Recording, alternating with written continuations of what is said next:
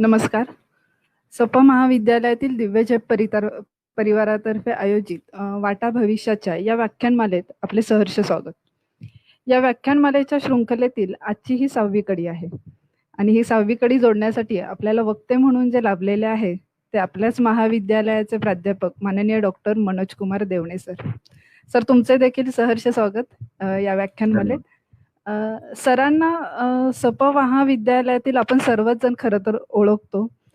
ते म्हणजे भूगोल विषयाचे एक विद्यार्थी प्रिय असे प्राध्यापक म्हणून.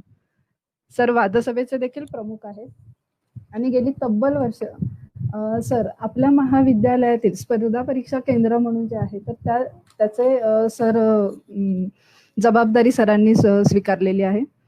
हे केंद्र मुळात सरांकडे असण्यामागचे पार्श्वभूमी जेव्हा सरांशी बोलताना लक्षात आली ती म्हणजे मुळात सर स्वतः हे 1997 साली महाराष्ट्र लोकसेवा आयोगातर्फे निवड झालेले असे व्यक्तिमत्व आहे. मुळात सर गेली 12 वर्ष महाराष्ट्र लोकसेवा आयोगासाठी प्रश्नलेखक म्हणूनही कार्यरत आहे. आणि त्याचबरोबर ते आणखी एक सांगण्याची गोष्ट म्हणजे सर ह्या सगळ्या ह्याच्यामध्ये म्हणजे मला सरांशी वैयक्तिकरित्या जेव्हा मी सरांना कॉलेजमध्ये पाहत असते तेव्हा कुठेतरी ते काय म्हणू आपण विद्यार्थी असल्यानंतरचा जो जिव्हाळा आहे ना तो मला आत्ता कळाला की सर देखील SP कॉलेजचेच माझे विद्यार्थी आहे आणि ती कुठेतरी आपुलकी ती तळमळ जी आहे ती सरांच्या प्रत्येक ऍक्टिव्हिटीज मध्ये सरांबरोबर काम करत असताना ती प्रत्येक वेळी दिसून येते. तर सर मी तुमचा अधिक वेळ नाही घेत परत एकदा दिव्यजयतर्फे तुमचं स्वागत करते आणि आपल्या या मुलांना तुम्ही मार्गदर्शन करावे अशी विनंती करते. धन्यवाद मॅडम. आजच्या ह्या 6वं पुष्प म्हणतोय आपण दिव्यजेपच्या या अभिनव उपक्रमाचं मी म्हणेन याच्यामध्ये आपल्या सर्वांचं स्वागत. आजचा विषय थोडासा म्हणजे मी मॅडमशी आता थोडंसं बॅकस्टेज बोलत असताना एक आमची हलकीशी चर्चा झाली की हा विषय तसा विद्यार्थ्यांच्या अतिशय जिव्हाळ्याचा आहे आणि त्या अनुषंगाने थोडंसं मार्गदर्शन म्हणा विद्यार्थ्यांचं व्हावं या अनुषंगाने त्यांनी हा विषय निवडला असं मॅडमनी मला सांगितलं आणि मला त्यांनी रिक्वेस्ट केली की आपण बोलावं याच्यावर. आणि मी सुरुवातीला थोडंसं म्हटलं मी तर काही UPSC क्लिअर झालो नाही पण मी कसं बोलावं असं थोडासा संकुचितपणा माझ्यामध्ये होता.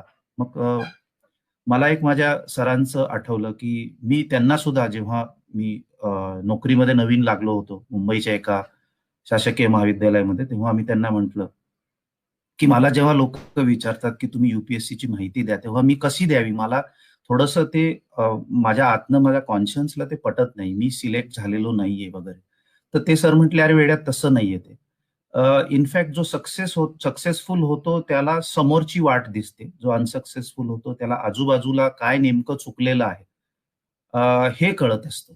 आणि तू जर हा विचार केलेला असशील की नेमकं काय चुकलेलं आहे आपण काय केलं असतं तर अजून योग्य झालं असतं किंवा राहिलं असतं त्या अनुषंगाने जर तू बोललास आणि लोकांना मार्गदर्शन केलं तर हे अनेक लोकांना फायदेशीर त्यांना उपयोगी ठरेल.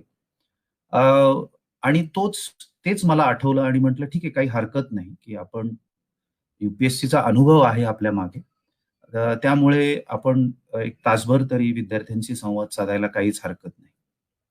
सुरुवातीला आपण अगदी बेसिक आणि एक आपण म्हणतो ना कुठलाही आपण प्रोडक्ट विकत घेतला की किंवा आपण आजकाल मुलं फार वेब सिरीज वगैरे पाहतात त्याच्यावर एक डिस्क्लेमर असतो. हा डिस्क्लेमर मी 1-2दा रिपीट करीन कारण तो त्या वेळेस गरजेचा राहील पण सुरुवातीलाच सांगतो मी काही एक्सपर्ट नाहीये. मी एक साधा शिक्षक आहे भूगोल मला आवडतो आणि त्यामुळे याच्या संदर्भातले जे वेगवेगळे आपण म्हणूयात की आयाम आहेत त्या अनुषंगाने भूगोलातनं UPSC कडे कसं पाहावं वगैरे वगैरे.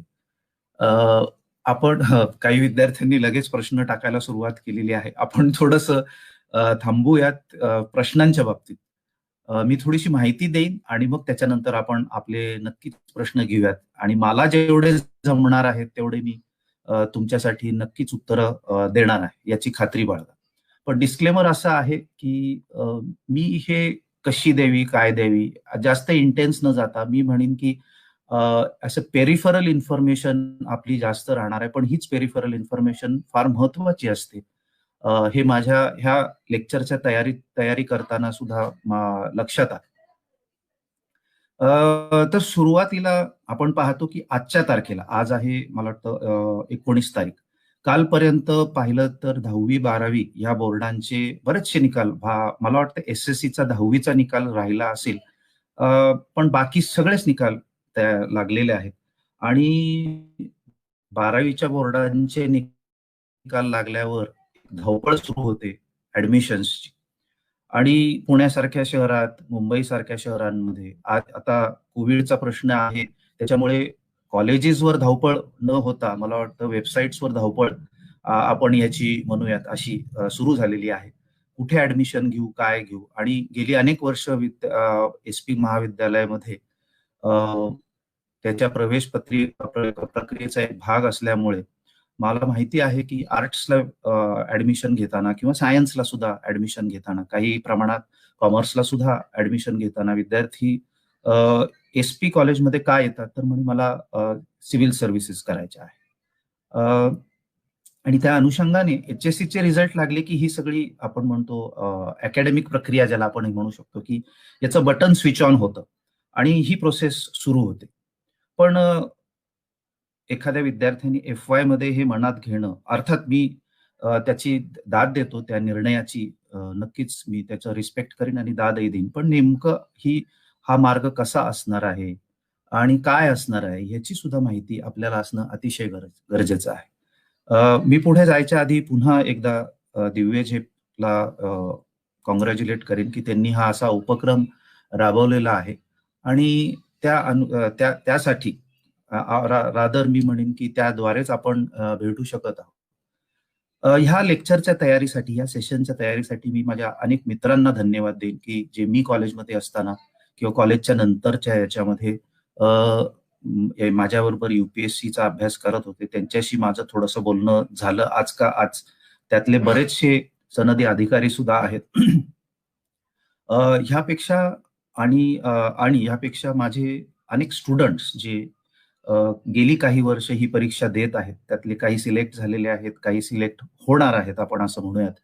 आणि त्यांनी जे मला सांगितलं की आजच्या ज्या ट्रेंड्स चालू आहेत, कारण मी परीक्षा देऊन आज 25 वर्ष झालेली आहेत आणि 2011च्या आसपास याच्यामध्ये बरेच बदल घडून आले. ते 2011 ते 2015 चालू होते. त्यामुळे मी माझ्या विद्यार्थ्यांशी बोललो की बाबांनो, हे नेमकं कसं चाललेलं आहे, लेटेस्ट काय आहे.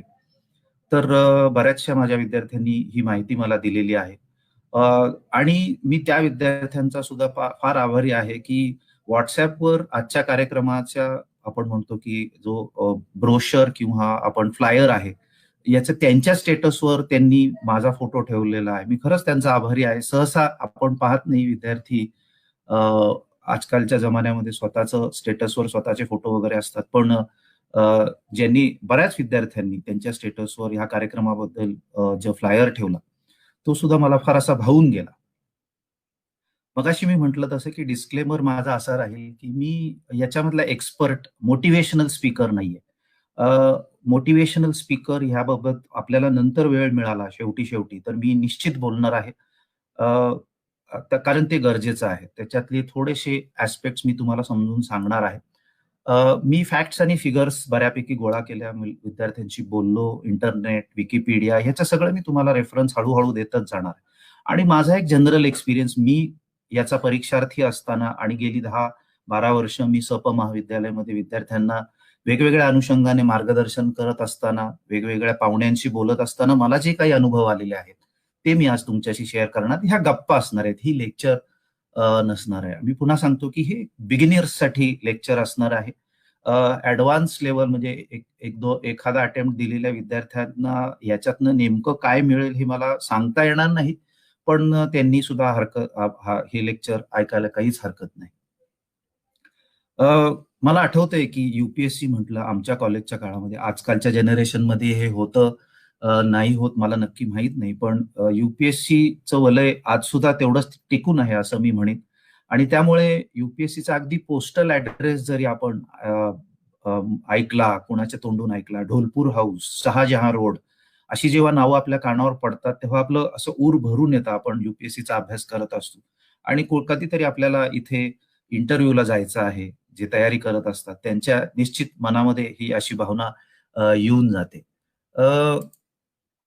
त्याआधी मी असं म्हणेन की एखादी परीक्षा आपण देत असताना त्याची हिस्ट्री काय आहे, काय कसं ह्याची काय म्हणतो आपण जडणघडण कशी झालेली आहे या कमिशनची वगैरे, याची थोडीशी हिस्ट्री आपण एक 3 ते 4 मिनिटामध्ये घेऊयात.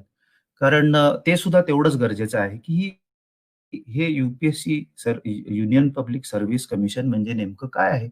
तर ही एक ब्रिटिशकालीन व्यवस्था आहे असं मी म्हणेन. आणि तेव्हाचे जे सनदी अधिकारी असायचे, तेव्हा ईस्ट इंडिया कंपनी होती. बऱ्याचशे इतिहासाचे विद्यार्थी जे असतील आणि जे तयारी करत असतील त्यांनी हे एनसीईआरटी मध्ये सुद्धा वाचलेलं असेल की ईस्ट इंडिया कंपनी मार्फत हे सगळं चालायचं आणि मग ते लोक नॉमिनेट करायचे डायरेक्टर्स. कंपनीचे डायरेक्टर जे होते ईस्ट इंडिया कंपनीचे, ते हे ऑफिसर मॅनेज करायचे. मग तिकडच्या लंडनच्या एका कॉलेजमध्ये त्यांचं ट्रेनिंग व्हायचं आणि मग ते भारतात पाठवले जायचे. मात्र साधारण 1854च्या आसपास ह्याच्यामध्ये थोडेसे बदल घडवण्यात आले. कारण ईस्ट इंडियाकडे जे सर्वाधिकार होते हे काढून घेण्यात आले आणि मग याची एक परीक्षा सुरू झाली आणि ही परीक्षा आजही आहे तशी कॉम्पिटेटिव्ह लेवलची होती. पहा, 1854ची गोष्ट करतोय मी. आणि एक सिव्हिल सर्व्हिस कमिशन 1854 साली लंडनमध्ये स्थापन केलं आणि यांच्या परीक्षा 1855 पासून सुरू झाल्या. याच्या मिनिमम एज जे होतं हे 18, अवघं 18 वर्ष होतं आणि मॅक्सिमम एज 23. आता आपण पाहतो की अटेम्प्ट वाढलेले आहेत, कॅटेगरी वाईज वेगवेगळे नंबर ऑफ अटेम्प्ट आहेत. पण तेव्हा लक्षात घ्या हे 18 ते 23 हे मुद्दाम मी इथे काय म्हणतो अधोरेखित करून सांगणार आहे. 18 ते 23 म्हणजे साधारण 5 वर्षाचा कालावधी एकाकडे असेल. हे नंतर आपण थोडंसं याच्याकडे पुन्हा येणार आहोत. हा सिलेबस थोडासा युरोपियन क्लासिकल असल्यामुळे आपण पाहतो की भारतीय लोकांना ही परीक्षा क्लिअर होणं अतिशय कठीण जात होतं. तरी सुद्धा अवघ्या 9 वर्षामध्ये 1864 साली पहिला भारतीय सत्येंद्रनाथ टागोर, जे आपल्या रवींद्रनाथ टागोरांचे बंधू होते, त्यांनी ही परीक्षा क्रॅक केली आणि त्याच्यानंतर अजून एक 3च वर्षात अजून 4 भारतीय लोकांनी ही परीक्षा क्रॅक केली. आजकालची टर्मिनॉलॉजी म्हणायचं म्हटलं तर क्रॅक केली असं होतं. आणि त्या अनुषंगाने बरेच भारतीय कायम हे ब्रिटिश गव्हर्नमेंटकडे मागत राहिले की ही परीक्षा भारतात सुद्धा व्हायला पाहिजे वगैरे वगैरे. मात्र ब्रिटिशांनी हे काही ऐकलं नाही. फक्त पहिल्या महायुद्धानंतर साधारण 1922 मध्ये इंडियन सिव्हिल सर्व्हिस ही भारतात सुद्धा घ्यायला लागली आणि सुरुवातीला अलाहाबादमध्ये आणि त्याच्यानंतर दिल्लीमध्ये सुद्धा तिथे एक फेडरल पब्लिक सर्व्हिस कमिशन अशा नावाअंतर्गत सिव्हिल सर्व्हिस कमिशन मात्र हे लंडनलाच होतं.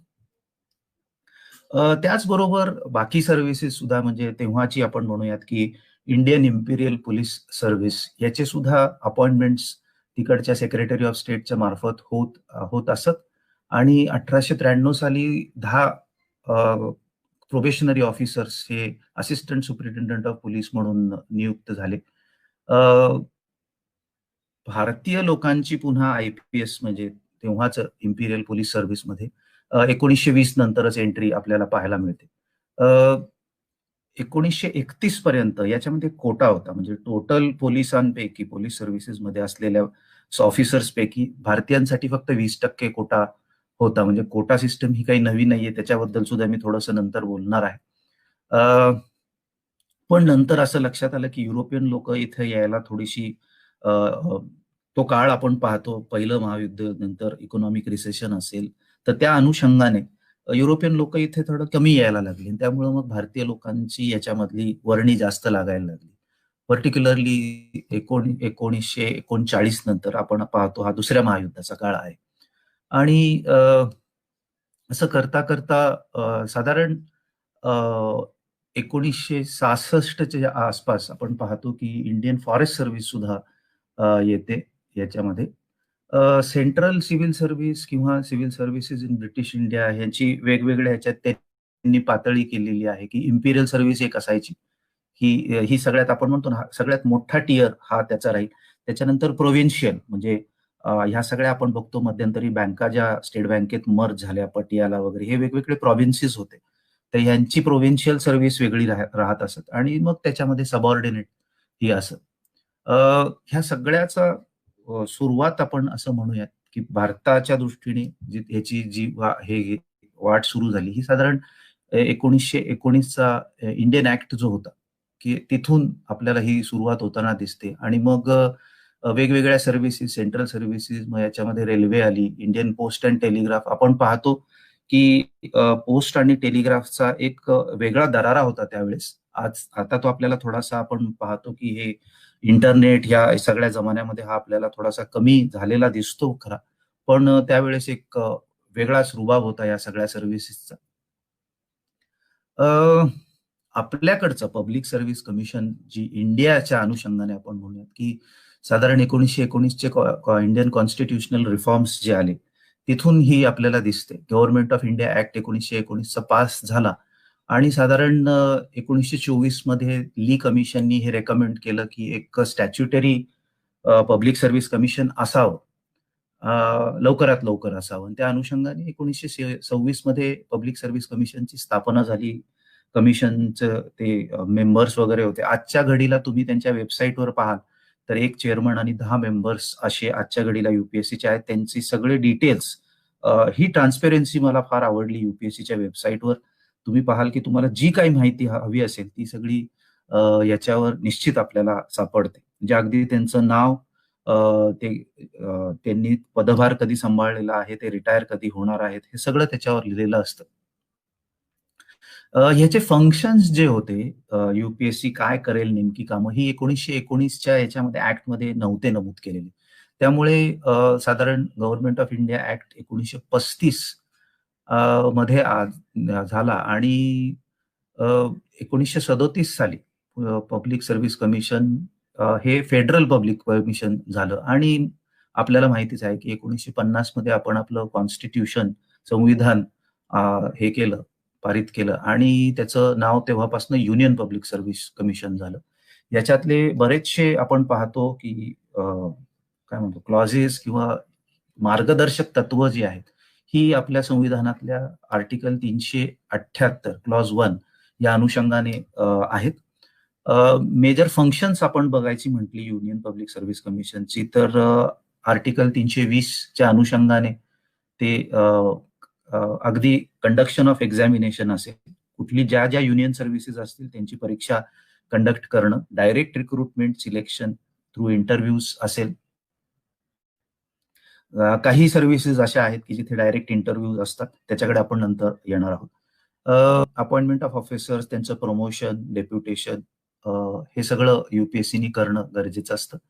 ह्याच बरोबर सर्व्हिसमध्ये असलेल्या ऑफिसर्सच्या अगेन्स्ट काही डिसिप्लिनरी केसेस असतील त्याच्या संदर्भात निर्णय घेणं, हे सुद्धा civil service union public service commission करत असते.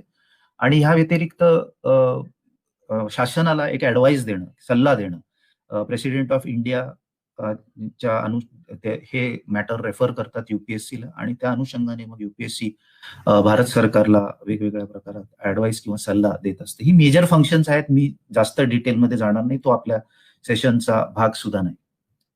तुम्ही जर युपीएससीच्या वेबसाईटवर गेलात तर त्यांच्या पहिल्याच ड्रॉपडाऊन मध्ये आहे ऍक्टिव्ह एक्झामिनेशन. आपण आज मान्य आहे मला सिव्हिल सर्व्हिसेस बद्दल बोलणार आहोत, पण अशा अनेक परीक्षा आहेत की युपीएससी याच्या व्यतिरिक्त सुद्धा कंडक्ट करत असते आणि त्यातल्या काहींचा संदर्भ मी देणार आहे.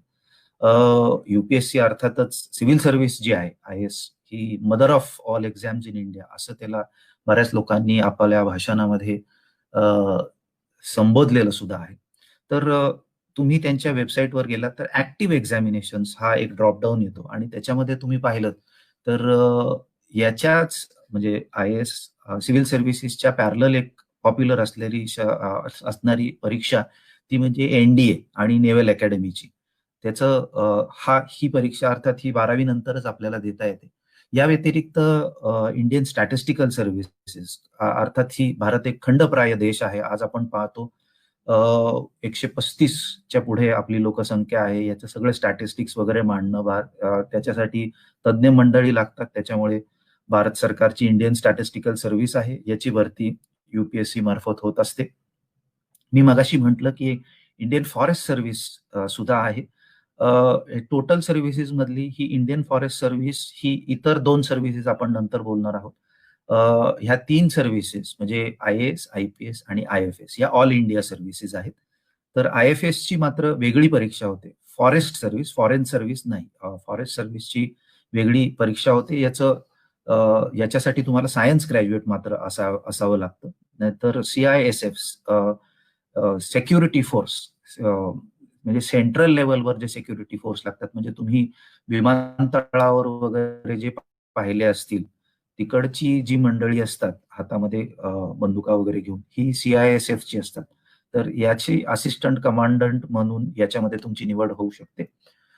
इंजिनिअरिंग सर्व्हिसेस आपण पाहतो, आपण धरणं बांधतो, रस्ते बांधतो किंवा प्रायव्हेट लोकांकडनं बांधून घेतली असतील, त्याची आपल्याला काय म्हणतो त्याला शहानिशा करून घ्यायची असेल तर आपल्याकडे टेक्निकल लोक हवीत. मग इंजिनिअरिंग सर्व्हिस असते आपल्याकडे.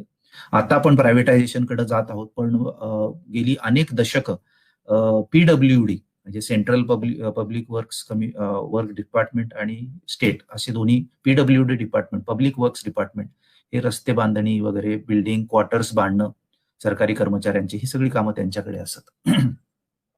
त्याच्यानंतर साहजिक आहे सायंटिस्ट लागतात आपल्याला. मग कंबाईंड जिओ सायंटिस्ट आपल्याला लागतील. त्याच्यानंतर कंबाईंड आलं म्हटल्यावर कंबाईंड डिफेन्स सर्व्हिसेस सुद्धा त्या अनुषंगाने आल्या. CDS ची सिव्हिल सर्व्हिसेस एक्झामिनेशन मी मगाशी म्हटलं की मदर ऑफ ऑल एक्झामिनेशन. त्याच्यानंतर सेंट्रल आर्म्ड पोलीस फोर्सेस. आता तुम्ही पाहाल की तुम्ही रस्त्यावर ट्रॅफिक पोलीस किंवा इतर पोलीस पाहता, त्यांच्याकडे हत्यारे नसतात. मग असे काही पोलीस फोर्सेस आहेत की जे हत्यारबद्ध पोलीस आहेत, त्याला आर्म्ड पोलीस फोर्सेस असं म्हणतात. त्याच्यानंतर कंबाईंड मेडिकल सर्व्हिसेस, वेगवेगळ्या आपण म्हणतो मेडिकल इन्स्टिट्यूट्समध्ये डॉक्टरांची जी भरती होते ती यांच्या मार्फत होत असते. मग इंडियन इकॉनॉमिक सर्व्हिसेस आहेत. भारत कुठल्या दिशेने चाललेला आहे, त्याची प्रगती कशी होत आहे, त्याचं प्लॅनिंग कसं करायचं, त्याची पॉलिसी कशी करायची, त्याच्यासाठी इकॉनॉमिक्सची तज्ञ मंडळी आपल्याला लागणार आहेत. त्याच्यासाठी इंडियन इकॉनॉमिक सर्व्हिस या बहुतांशी परीक्षांसाठी तुम्ही ग्रॅज्युएट असावं लागतं. आता एक प्रश्न दिसतो मला, त्याच्यामुळेच मी याच्याकडे आलेलो आहोत. यातली मला वाटतं फक्त NDA ची परीक्षा जी आहे ही तुम्ही 12वी नंतर लगेच देऊ शकता. इतर बऱ्याचशा परीक्षा ज्या आहेत, बहुतेक परीक्षा मी म्हणेन, या परीक्षा याच्यासाठी मात्र तुम्ही ग्रॅज्युएट असावं लागतं तुम्हाला, आणि याला एक मिनिमम एज सुद्धा आहे. आता आपण आपल्या आवडीच्या याच्याकडे सिव्हिल सर्व्हिसेसकडे येऊया. मी मगाशी म्हटलं की याची विभागणी वेगवेगळ्या लेवल्सवर होते. All India services, central services group A आणि सेंट्रल सर्व्हिसेस ग्रुप B अशी यांची विभागणी होत असते. मगाशी मी म्हटलं तसं की फॉरेस्ट सर्व्हिस आणि त्याच्यानंतर त्याचबरोबर मी म्हणेन इंडियन ऍडमिनिस्ट्रेटिव्ह सर्व्हिसेस IAS आणि इंडियन पोलीस सर्व्हिस IPS, ह्या ऑल इंडिया सर्व्हिसेस आहेत. त्याच्यानंतर ग्रुप A सर्व्हिसेसला सुरुवात होते. त्याच्यामध्ये 1 नंबरची सर्व्हिस नॉर्मली आपण पाहतो, मुलं प्रेफरन्स हा असाच देत राहतात, इंडियन फॉरेस्ट सर्व्हिसेस. म्हणजे आपण पाहतो की वेगवेगळ्या एम्बेसीज मध्ये जे आपल्याला लोकला स्टाफ लागतो आपल्या भारताचा, तो IFS मधनं येतो. त्याच्यानंतर वेगवेगळे व्यवहार जे चालतात भारत सरकारचे, त्या व्यवहारावर लक्ष ठेवणं, त्याचं ऑडिट करणं, ज्याच्यासाठी Indian audit and account service आहे. मग त्याच्यामध्ये एक इंडियन सिव्हिल अकाउंट्स ही सर्व्हिस सुद्धा आहे. न्यायपालिकेसाठी सुद्धा UPSC किंवा भारत सरकारने याची व्यवस्था केलेली आहे. इंडियन कॉर्पोरेट लॉ सर्व्हिस ही आपल्या सिव्हिल सर्व्हिसेस मध्येच येते. डिफेन्सचं म्हणाल तर एक मोठी व्यवस्था आहे डिफेन्सची. आपण पाहतो की आपल्या GDPचा एक मोठा आपण म्हणू चंक हा डिफेन्ससाठी आपण वापरतो, आणि अर्थातच मग याचे सगळे हिशेब ठेवणे आले, त्याच्यामुळे इंडियन डिफेन्स अकाउंट सर्व्हिस आली, इंडियन डिफेन्स एस्टेट सर्व्हिस आली.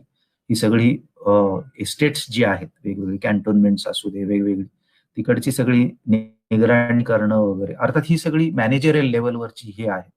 आणि इंडियन ऑर्डिनन्स फॅक्टरीज म्हणजे दारुगोळा बनवणाऱ्या ज्या कंपन्या आहेत भारत सरकारच्या, त्याच्यासाठी पुन्हा मॅनेजरियल लेवलचा स्टाफ हा इकडनं येत असतो. ह्याचबरोबर मी मगाशी म्हटलं की एकेकाळी फार प्रतिष्ठित अशी असलेली इंडियन पोस्टल सर्व्हिस, त्यातच Indian post and telegraph accounts and finance service आणि इंडियन इन्फॉर्मेशन सर्व्हिस, माहितीपर जी सर्व्हिस आहे ती. त्याच्यानंतर एक 4 सर्व्हिसेसचा पुन्हा ग्रुप आहे. याच्यामध्ये असं कळतंय की येत्या काही वर्षामध्ये, पुढच्याच मला वाटतं वर्षीपासून याच्यामध्ये बदल होईल. रेल्वेजचं जाळं आपण पाहतो भारतामध्ये प्रचंड आहे आणि त्यामुळे Indian railway account service, Indian railway personnel service, Indian railway protection force service पहा, हे त्याचं स्वतःचं प्रोटेक्शन ते करत राहतात. आणि trafficking, Indian railway traffic service, या 4 वेगवेगळ्या सर्व्हिसेस इंडियन रेल्वेजच्या खाली येतात. पण असं ऐकण्यात येत आहे की लवकरच ह्यांचं आपण म्हणतो मर्जर होणार आहे एकमेकांमध्ये. तर इंडियन रेल्वे सर्व्हिस म्हणून एकच असू शकते. रेल्वेमध्ये प्रचंड प्रमाणात झपाट्याने बदल होताना आपल्याला दिसत आहेत. आणि मग पुन्हा काही प्रतिष्ठित सर्व्हिसेस आहेत. इंडियन रेव्हेन्यू सर्व्हिस, IRS म्हणजे इन्कम टॅक्सची जी आहे, आणि इंडियन रेव्हेन्यू सर्व्हिस इतर टॅक्सेस जे आहेत. याचबरोबर आपण पाहतो इंडियन ट्रेड सर्व्हिसेस सुद्धा आहेत. म्हणजे अगदी WTO तिकडचं आपलं सेक्रेटरीएट सांभाळणं, भारतामधनं हे सगळं ऑपरेट करणं, याच्यामध्ये इंडियन ट्रेड सर्व्हिसेस आहेत. याच्यासाठी मी तुम्हाला सल्ला देईन की तुम्हाला याची माहिती हवी असेल डिटेलमध्ये, तर विकिपीडियावर जर तुम्ही गेलात तर ह्या प्रत्येक सर्व्हिसेसची माहिती निश्चितच तुम्हाला मिळेल. म्हणजे अगदी यांचे कार्डर कुठं कुठं आहे, किती लोकांचं कार्डर आहे, हे सगळं तुम्हाला तिथे अजून डिटेलमध्ये पाहावयास मिळेल. आणि माझा आग्रह राहील की आपल्याला जर ह्या परीक्षा क्लिअर करायच्या असतील तर आपल्याला सर्व्हिसेस कुठल्या आहेत हे सगळं माहिती असायला पाहिजे. आणि त्यासाठी इत्तंभूत माहिती याची विकिपीडियावर आपल्याला निश्चित मिळू शकते. ग्रुप बी ह्या अनेक सर्व्हिसेस आहेत. त्यातल्या आपण armed forces headquarters civil service जे आहेत, म्हणजे नॉर्थ ब्लॉक आपण जे म्हणतो दिल्लीतलं, याच्यामध्ये आर्म्ड फोर्सेसचे जे हे आहेत त्याच्यामध्ये जी सर्व्हिसेस आहेत ती पण ही ग्रुप बी आहे. त्याच्यानंतर Delhi, Andaman, Nicobar island civil services जी आहे ती सुद्धा ग्रुप बी सर्व्हिस आहे. आणि तिकडची सुद्धा पोलीस सर्व्हिस असते. पॉंडिचेरी सिव्हिल सर्व्हिसेस आहे, पॉंडिचेरी पोलीस सर्व्हिस आहे. या सगळ्या ग्रुप बी सर्व्हिसेस या झाल्या. या माहितीनंतर आपण पुढे जाऊयात. मी मगाशी म्हटलं तसं की या प्रत्येक सर्व्हिस बद्दल माहिती तुम्हाला विकिपीडियावर अतिशय सुंदर मिळेल. ती तुम्ही निश्चित वाचू शकता. ही परीक्षा ही फार मोठी परीक्षा आहे.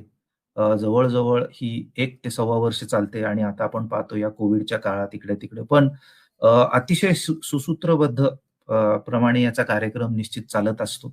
आणि UPSC सिव्हिल सर्व्हिसेसच्या बाबतीत बोलायचं म्हटलं तर साधारण 2010 पर्यंत कोठारी कमिशननी जे रेकमेंडेशन्स दिले होते त्याच्याप्रमाणे ह्या परीक्षा व्हायच्या. त्याच्यानंतर मात्र याच्यामध्ये आपल्याला फरक होताना दिसतो. 2011 नंतर प्रिलिमचे 2 पेपर पूर्वी सुद्धा असायचे, एक ऑप्शनल पेपर आणि एक जनरल स्टडीजचा पेपर. पण आता आपण पाहतो की प्रिलिमचे 2 पेपर आता सुद्धा आहेत.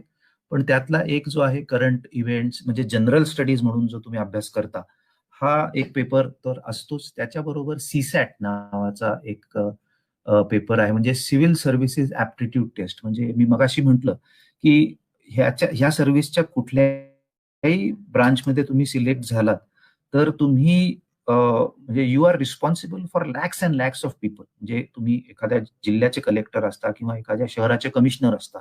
तुम्ही जेव्हा निर्णय घेता तेव्हा लाखो लोकांचे घेता. एखाद्या घराचे 4-5 लोकांचे घेत नाही.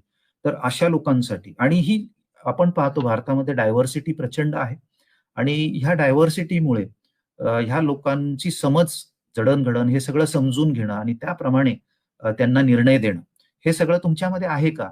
तर हे तपासण्यासाठी आपण पाहतो 2011 नंतर त्यांनी CSAT हा पेपर सुरू केलेला आहे. हा तसं बघायला गेलं तर ह्याचे मार्क धरले जात नाहीत. मात्र याचे मार्क धरले जात नाहीत म्हणूनच काही विद्यार्थी हा पेपर अतिशय सहजरित्या घेतात आणि त्यामुळे लाईटली घेतला तर याच्यामध्ये अनेक विद्यार्थी नापास होताना दिसतात. लक्षात घ्या, तुम्हाला पेपर 1 मध्ये पैकीच्या पैकी जरी पडले पण तुम्ही पेपर 2 मध्ये क्वालिफाय नाही झालात तर तुम्हाला मेन्सला जाता येत नाही. हे अतिशय गरजेचं आहे. हे समजून घेणं अतिशय गरजेचं आहे की पेपर 2 जरी क्वालिफाईंग असला तरी तो अतिशय लाईटली अजिबात घेऊ नये. आणि याच्यातला बराचसा भाग नंतर मेन्ससाठी सुद्धा तुम्हाला असतोच. ह्याच्यानंतर येते ती मेन्सची परीक्षा. आता याची आकडेवारी नंतर मी तुम्हाला पुढे देणार आहे. ह्याच्यातले पेपर A आणि B म्हणजे 2 लँग्वेजेसचे पेपर असतात. हे दोन्ही क्वालिफाईंग असतात 300-300 मार्काचे. एसेचा पेपर, निबंधाचा पेपर 250 मार्काचा असतो. हा तुम्ही इंग्लिशमध्ये किंवा तुम्हाला हव्या त्या भाषेमध्ये तुम्ही देऊ शकता. कॉन्स्टिट्यूशनल अर्थातच भाषांमध्ये तुम्ही हा देऊ शकता. नवीन ह्याच्यामध्ये पुन्हा पाहतो मी की जनरल स्टडीजचे पूर्वी 2 पेपर असायचे. आता ह्याचे 4 पेपर झालेले आहेत. याची इत्थंभूत माहिती आपल्याला इंटरनेटवर निश्चित मिळू शकते. मी जास्त वेळ याच्यामध्ये दवडणार नाही. प्रत्येक पेपर हा 250 मार्काचा असतो. याच्यामध्ये मला असं सांगण्यात आलेलं आहे माझ्या विद्यार्थ्यांकडनं की 4 नंबरचा पेपर आहे जनरल स्टडीज 4 एथिक्स, इंटेग्रिटी आणि ॲप्टिट्यूड. हा अतिशय महत्वाचा पेपर आहे आणि बरेच विद्यार्थी त्याच्या अॅनालिटिक्सकडे मी नंतर येणार आहे. पण हा पेपर बारकाव्याने आपण लक्षात ठेवणं गरजेचं आहे. 6 आणि 7 नंबरचे पेपर्स हा तुम्ही जो ऑप्शन निवडता त्याच्यावर असतं. प्रत्येक पेपर हा 250 मार्काचा असतो आणि हे जे पेपर आहेत हे मार्क हे तुमचे आहेत. हे तुम्ही लक्षात ठेवायचे. ऑप्शनल हा तुमचा आहे. तुमचा मदर सब्जेक्ट आहे असं मी म्हणेन आणि त्याच्यामुळे जे काही मार्क तुम्ही पाहाल अॅनालिटिक्स केल्यावर मेरिट लिस्टच्या अनेक वर्षांची अॅनालिटिक्स तुम्ही केलेत तर विशेष असा तुम्हाला फरक जो दिसतो मार्कांमध्ये हा ऑप्शनल मार्कांमध्ये निश्चित दिसतो. ह्या सगळ्या लेखी परीक्षेची टोटल 1750 पर्यंत येते. नंतर तुमचा इंटरव्ह्यू जो असतो हा 275 मार्काचा असतो. आपल्याला नंतर वेळ मिळाल्यावर इंटरव्ह्यू आणि इतर पेपर यांच्यातलं कसं आपण काय म्हणायचं बॅलन्स कसा साधायचा किंवा थोडंसं आपण चाणाक्ष कसं व्हायचं याच्याबद्दल बोलणार. टोटल मार्क्स आपण पाहिले याची सगळ्यांची टोटल 2025 मार्क एवढी होते. विषय हे सुद्धा अवेलेबल आहेत युपीएससीच्या वेबसाईटवर. 6 आणि 7 नंबरचे विषय ऑप्शनल सब्जेक्ट्स आहेत आणि कॉन्स्टिट्यूशनमध्ये ज्या भाषा आहेत त्यातल्या बहुतेक भाषांमध्ये त्याच्या लिटरेचरमध्ये तुम्हाला ही परीक्षा देता येते. गमतीचा भाग म्हणजे ह्या अनेक भाषांची लिपी आपण पाहिली तर देवनागरीमध्ये, मराठी सुद्धा देवनागरी, स्वतःची अशी स्क्रिप्ट नाहीये मराठीला त्याच्यामुळे आपण देवनागरीत लिहितो आणि अशा अनेक भाषा आहेत. सिंधी इनफॅक्ट तुम्ही देवनागरीमध्ये सुद्धा देऊ शकता किंवा अरेबिकमध्ये सुद्धा देऊ शकता. अशा काही ठराविक भाषा आहेत की त्यांची स्वतःची पण लिपी आहे पण तुम्ही देवनागरीमध्ये देऊ शकता. पण पंजाबी म्हणाल तर त्यांची एक स्वतःची लिपी आहे गुरुमुखी आणि मल्याळम किंवा साऊथ इंडियन सगळ्या भाषांची स्वतःची एक स्क्रिप्ट आहे. त्यांच्या भाषांमध्ये तुम्ही या परीक्षा निश्चित देऊ शकता. सगळ्यात महत्वाचं शेवटचं 275 म्हणजे साधारण तुम्ही पाहाल की 15% पर्यंत ह्याचा वेटेज येतं इंटरव्ह्यू तुमचा. ह्याचं ऑफिशियली याला पर्सनॅलिटी टेस्ट असं म्हटलं जातं. तुमची पर्सनॅलिटी कशी आहे म्हणजे आपण बघितलं की प्रिलिम मध्ये तुमची एकदा चाचणी घेतली जाते की तुमच्यामध्ये तो ऍप्टिट्यूड आहे आणि मग डायरेक्ट तो इंटरव्ह्यूच्या आसपास एक लक्षात घेण्याचा जोगता आहे इथे की ही एक क्रॉस एक्झामिनेशन नाही. तुमचा इंटरव्ह्यू म्हणजे तुमची क्रॉस एक्झामिनेशन निश्चित नाहीये. ही इनफॅक्ट एक कॉन्व्हर्सेशन आहे की तुमची मेंटल क्वालिटीज काय आहेत. ह्या परीक्षा किंवा ज्या पदावर तुम्ही रुजू होणार आहात हे अत्यंत हाय स्टँडर्ड्स आहेत. त्याच्यामुळे ह्या इंटरव्ह्यू मध्ये सुद्धा अतिशय हाय लेवलचं स्टँडर्ड मेंटेन केलं जातं. तुमची प्रिपेरेशन कशी आहे साधारण अर्धा तासापर्यंत हे इंटरव्ह्यू चालतात. तुमचं लॉजिक कसं आहे, तुमचं बॅलन्स ऑफ जजमेंट कसं आहे, डेप्थ इंटरेस्ट तुमचे काय काय आहेत हे सगळं तुम्हाला अर्ध्या तासात तुमच्यासमोर 7 तज्ज्ञ मंडळी बसलेली आहेत. अर्ध्या तासात एखाद्या व्यक्तीचं सगळं व्यक्तिमत्व काढून घेणं त्यांना ते सहज शक्य आहे. ह्या झाले इंटरव्ह्यू पर्यंतचा भाग. याच्यानंतर एक महत्वाचं मी अधोरेखित मुद्दा करीन तो म्हणजे बरेच विद्यार्थीचा असा समज असतो की एकदा आय एस झालं म्हणजे झालं किंवा कुठली सिव्हिल सर्व्हिसेस मिळाली म्हणजे झालं. म्हणजे त्याला मी असं म्हणेन की ईज ऑफ सर्व्हिस किंवा ज्याला आपण म्हणतो एक एक मिथक आहे मी हे म्हणेन की तुम्हाला फॅसिलिटीज आहेत, तुम्हाला सेंट्रल पर्क्स आहेत वगैरे वगैरे. पण हे मी म्हणेन की हे साधारण एक 30 वर्षापूर्वीपर्यंत ओके होतं. पण गेल्या 30 वर्षामध्ये जग आणि ह्या सर्व्हिसेस आणि यांची जी कार्यकक्षा आहे ही फार वेगाने बदलते आहे आणि ह्या ज्या वेगाने ही बदलती आहे त्या वेगाने तो ऑफिसरनी सुद्धा स्वतःला ब्लेंड केलेला आहे किंवा कसं.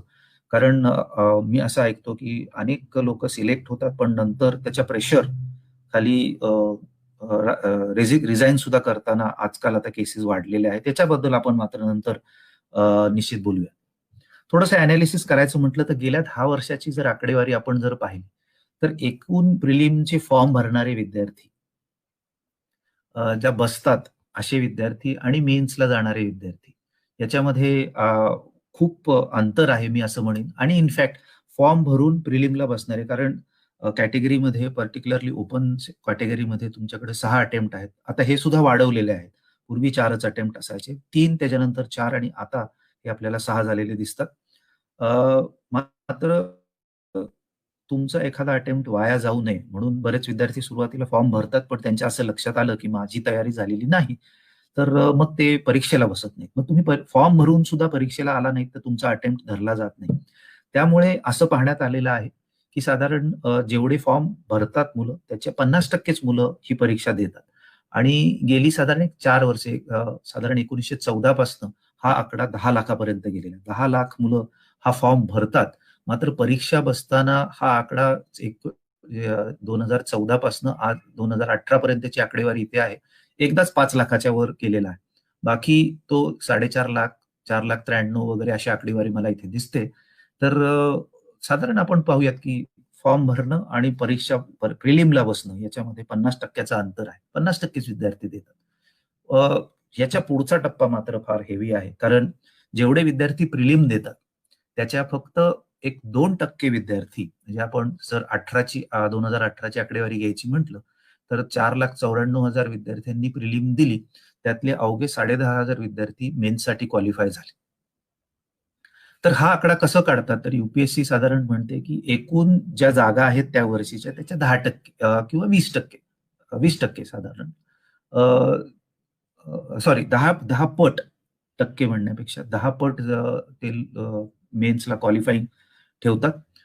याच्यानंतर त्या मेन्सला बसणाऱ्या विद्यार्थ्यांपैकी साधारण 20% म्हणजे एक 10,000 बसले, त्याच्यातले 2,000 विद्यार्थी 2018 साली मेन्सला क्वालिफाय झाले आणि त्यातले साधारण 750 विद्यार्थी सिलेक्ट झाले.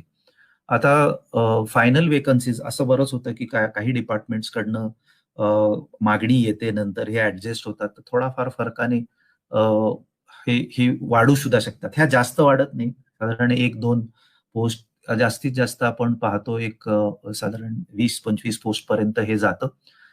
गेल्या काही वर्षांमध्ये पुन्हा 2018 हे वर्ष असं आहे की सगळ्यात कमी पोस्ट आहेत. म्हणजे गेल्या 10 वर्षामध्ये 2013 ते 2017 पर्यंत 1000 पोस्ट होत्या आणि 2018 मध्ये त्या 750. तर हे आपल्या हातात नसतं. युपीएससीला जशी जशी रिक्वायरमेंट येते तशी तशी ते त्या वर्षी ऍडव्हर्टाईज करत राहतात.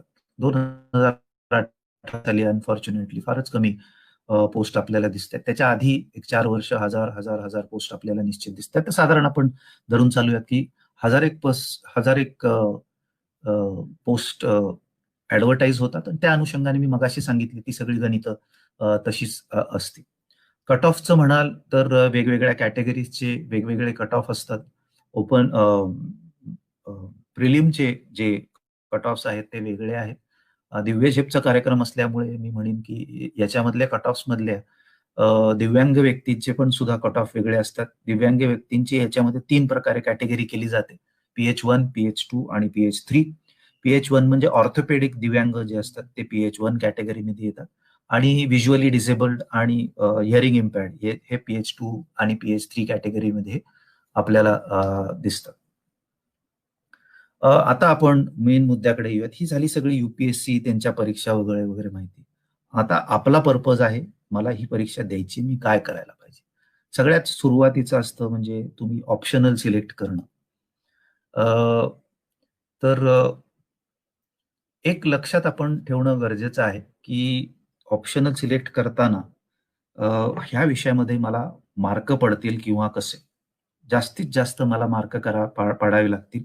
बरेच विद्यार्थी असं बघतात की गेल्या काही वर्षांमध्ये कुठल्या विषयाला जास्त मार्क पडलेले आहेत. पण एक लक्षात घ्या की युपीएससी सारखी डायनॅमिक परीक्षा पद्धती मी अजून तरी भारतामध्ये दुसरी कुठलीच पाहिलेली नाही. आणि त्यामुळे त्यांच्या एकंदरीत लक्षात आलं की गेल्या 2-4 वर्षामध्ये विद्यार्थी अमुक एक विषय घेऊन परीक्षा देत असतील समजा जॉग्राफी म्हणा किंवा साधारण 2013-14च्या आसपास अँथ्रोपॉलॉजीला फार गर्दी झाली होती. तर त्याचं स्केलिंग करतात. स्केलिंग करतात म्हणजे नेमकं काय करतात? तर प्रश्नांचं जे काठिण्य आहे, त्याची डिफिकल्टी लेव्हल जी आहे, ही वाढवली जाते. आणि तो एक मग अवघड होऊन बसतं आपल्यासाठी.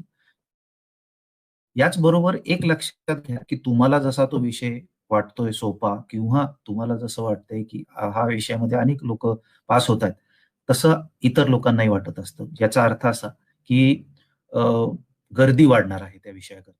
आणि एक लक्षात घ्या, की टेक्निकलकडनं येणारी जी मंडळी असते, पर्टिक्युलरली IIT मधनं येणारी किंवा all India institute of medical सायन्सेसमध्ये तिथून येणारे डॉक्टर्स जे असतात, हे अशा विषयांच्या शोधात असतात. हे लक्षात घ्या, तुम्हाला त्यांच्याशी कॉम्पीट करायचं आहे. त्याच्यामुळे तुमचा एक मदर सब्जेक्ट म्हणजे आपण जे कन्व्हेन्शनल कोर्सेसमध्ये आहोत BA, BSc आपला एक मदर सब्जेक्ट असणं आणि त्याचा ॲडव्हांटेज आपण घेणं हे अतिशय गरजेचं आहे. याची दुसरी बाजू सुद्धा आहे, त्याच्याकडे सुद्धा आपण थोडं येणार आहोत. वेळेप्रमाणे बघूयात आपण. अ, तुम्ही जो विषय ऑप्शनल म्हणून घेताय, त्याची फिलॉसॉफी तुम्हाला माहिती असली पाहिजे. त्या विषयाची जडण-घडण कशी आहे? कारण कसं आहे, की विषयाची माहिती आजकाल इंटरनेट आणि वेगवेगळ्या YouTube म्हणा, वेगवेगळ्या चॅनल्सवर प्रचंड प्रमाणात आहे. पण त्या विषयाचा जो खोल गाभा आहे, हा जर तुम्हाला माहिती नसेल, तर प्रिलिम बहुतेक तुम्ही सहज हे करून जाल. पण मेन्समधली तुमची उत्तरं जी आहेत, ती मात्र त्याच्यावरून लगेच कळतं, की ह्या विद्यार्थ्याला खोल ह्या विषयाची फिलॉसॉफी या विषयाची माहिती आहे किंवा कसं हे तुम्हाला मेन्सच्या उत्तरांमध्ये लगेच कळतं. त्याच्यामुळे नुसतीच विषयाची माहिती असणं हे गरजेचं नाही. तुम्ही प्रिलिमच्या याच्यामध्ये पैकीच्या पैकी शक्यतो पडत नाही. पण पाडत असाल भरपूर मार्क, पण याचा उपयोग तुम्हाला मेन्समध्ये होणार नाही. तुम्हाला विषयाची फिलॉसॉफी ही माहिती असणं गरजेचं आहे. ही फिलॉसॉफी तुम्हाला कुठं मिळते? तर कॉलेजमध्ये तुम्ही हा विषय घेतलेला असेल आणि तुम्ही लेक्चर्स अटेंड करत असाल, तर निश्चित तुम्हाला याची माहिती मिळते. अनेक माझ्या विद्यार्थ्यांनी मला सांगितलेलं आहे, की "सर तुम्ही वर्गामध्ये जे जिओग्राफी शिकवलं, ते जिओग्राफी आम्हाला परत कुठल्या आम्ही अनेक क्लासेस केले, पण अगदी दिल्लीमध्ये सुद्धा आम्हाला त्या लेव्हलचं जिओग्राफी कुणी आम्हाला शिकवलं नाही." तर जे विद्यार्थी आमच्याकडे BAला बरेच विद्यार्थी येतात, की मी अमुक एक क्लासला ॲडमिशन घेतलेली आहे आणि आता मी काही कॉलेजचे वर्ग करणार नाहीये. तर कृपा करून असं करू नका. याच्यामध्ये तुमचं प्रचंड नुकसान आहे, की जी फिलॉसॉफिक डेव्हलपमेंट त्या विषयाची तुम्हाला कॉलेज लेव्हलवर होते, ही तुम्हाला कुठलाही क्लास करून देत नाही, हे माझ्याकडनं लिहून घ्या. एक मध्ये मुद्दा मांडतोय मी तो पुढचा, की रिझर्व्हेशन पॉलिसी. आता ह्याच्याबद्दल प्रोज एंड कॉन्स बरेच आहेत. मी WhatsAppवर बघा किंवा तुम्ही Facebookवर बघा, अनेक कमेंट्स येत असतात. आपण एक सिव्हिल सर्व्हिस देणारा ॲस्पिरंट म्हणून ह्याच्याकडे कसं पाहावं? तर एक लक्षात घ्या, की ही एक कॉन्स्टिट्यूशनल प्रोव्हिजन आहे. याच्यामध्ये बदल करणं, याच्यावर कमेंट करणं हे आत्ता आपल्या हातात नाही. आपल्याला ही परीक्षा क्रॅक करायची आहे. याच्यावर कमेंट्स देणं काही योग्य राहणार नाही. आणि तुम्ही ही परीक्षा 1, 2, 3, 4 वर्षात त्यामध्ये ह्या कोट्यामध्ये काही फरक पडेल वगैरे हे आपल्याला माहिती नाही. त्याच्यामुळे माझ्या कॅटेगरीप्रमाणे मला सीट्स किती अवेलेबल आहेत आणि त्या पोझिशनमध्ये मी कसा बसीन एवढं डोक्यात घ्यायचं. मला रिझर्व्हेशनच हवं होतं किंवा नको होतं, असं होतं, तसं होतं याची चर्चा अजिबात डोक्यात डोक्यात आणायचीच नाही आपण. हे असताना मी एक सांगेन, की असं पाहण्यात आलेलं आहे, की महाराष्ट्रातनं रिझर्व्हेशन कॅटेगरीमध्ये सिलेक्ट होणाऱ्या विद्यार्थ्यांची संख्या जास्त आहे.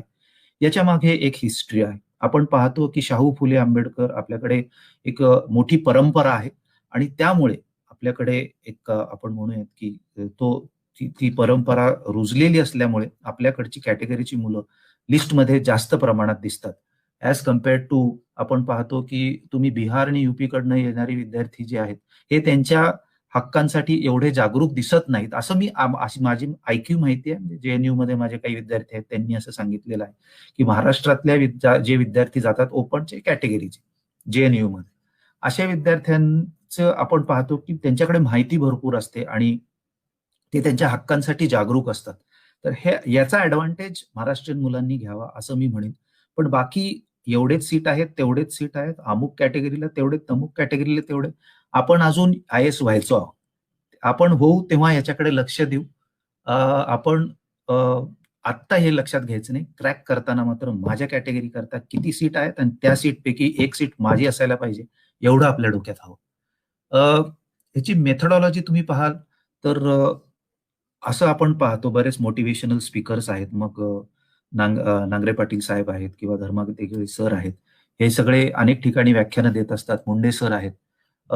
त्याच्यामध्ये कोणी किती त्याचा अभ्यास करायचं, काय वगैरे सगळं त्याच्यात लेखाजोखा असतोच. YouTubeवर सुद्धा अनेक चॅनल्सवर अनेक लोकांच्या मुलाखती आहेत.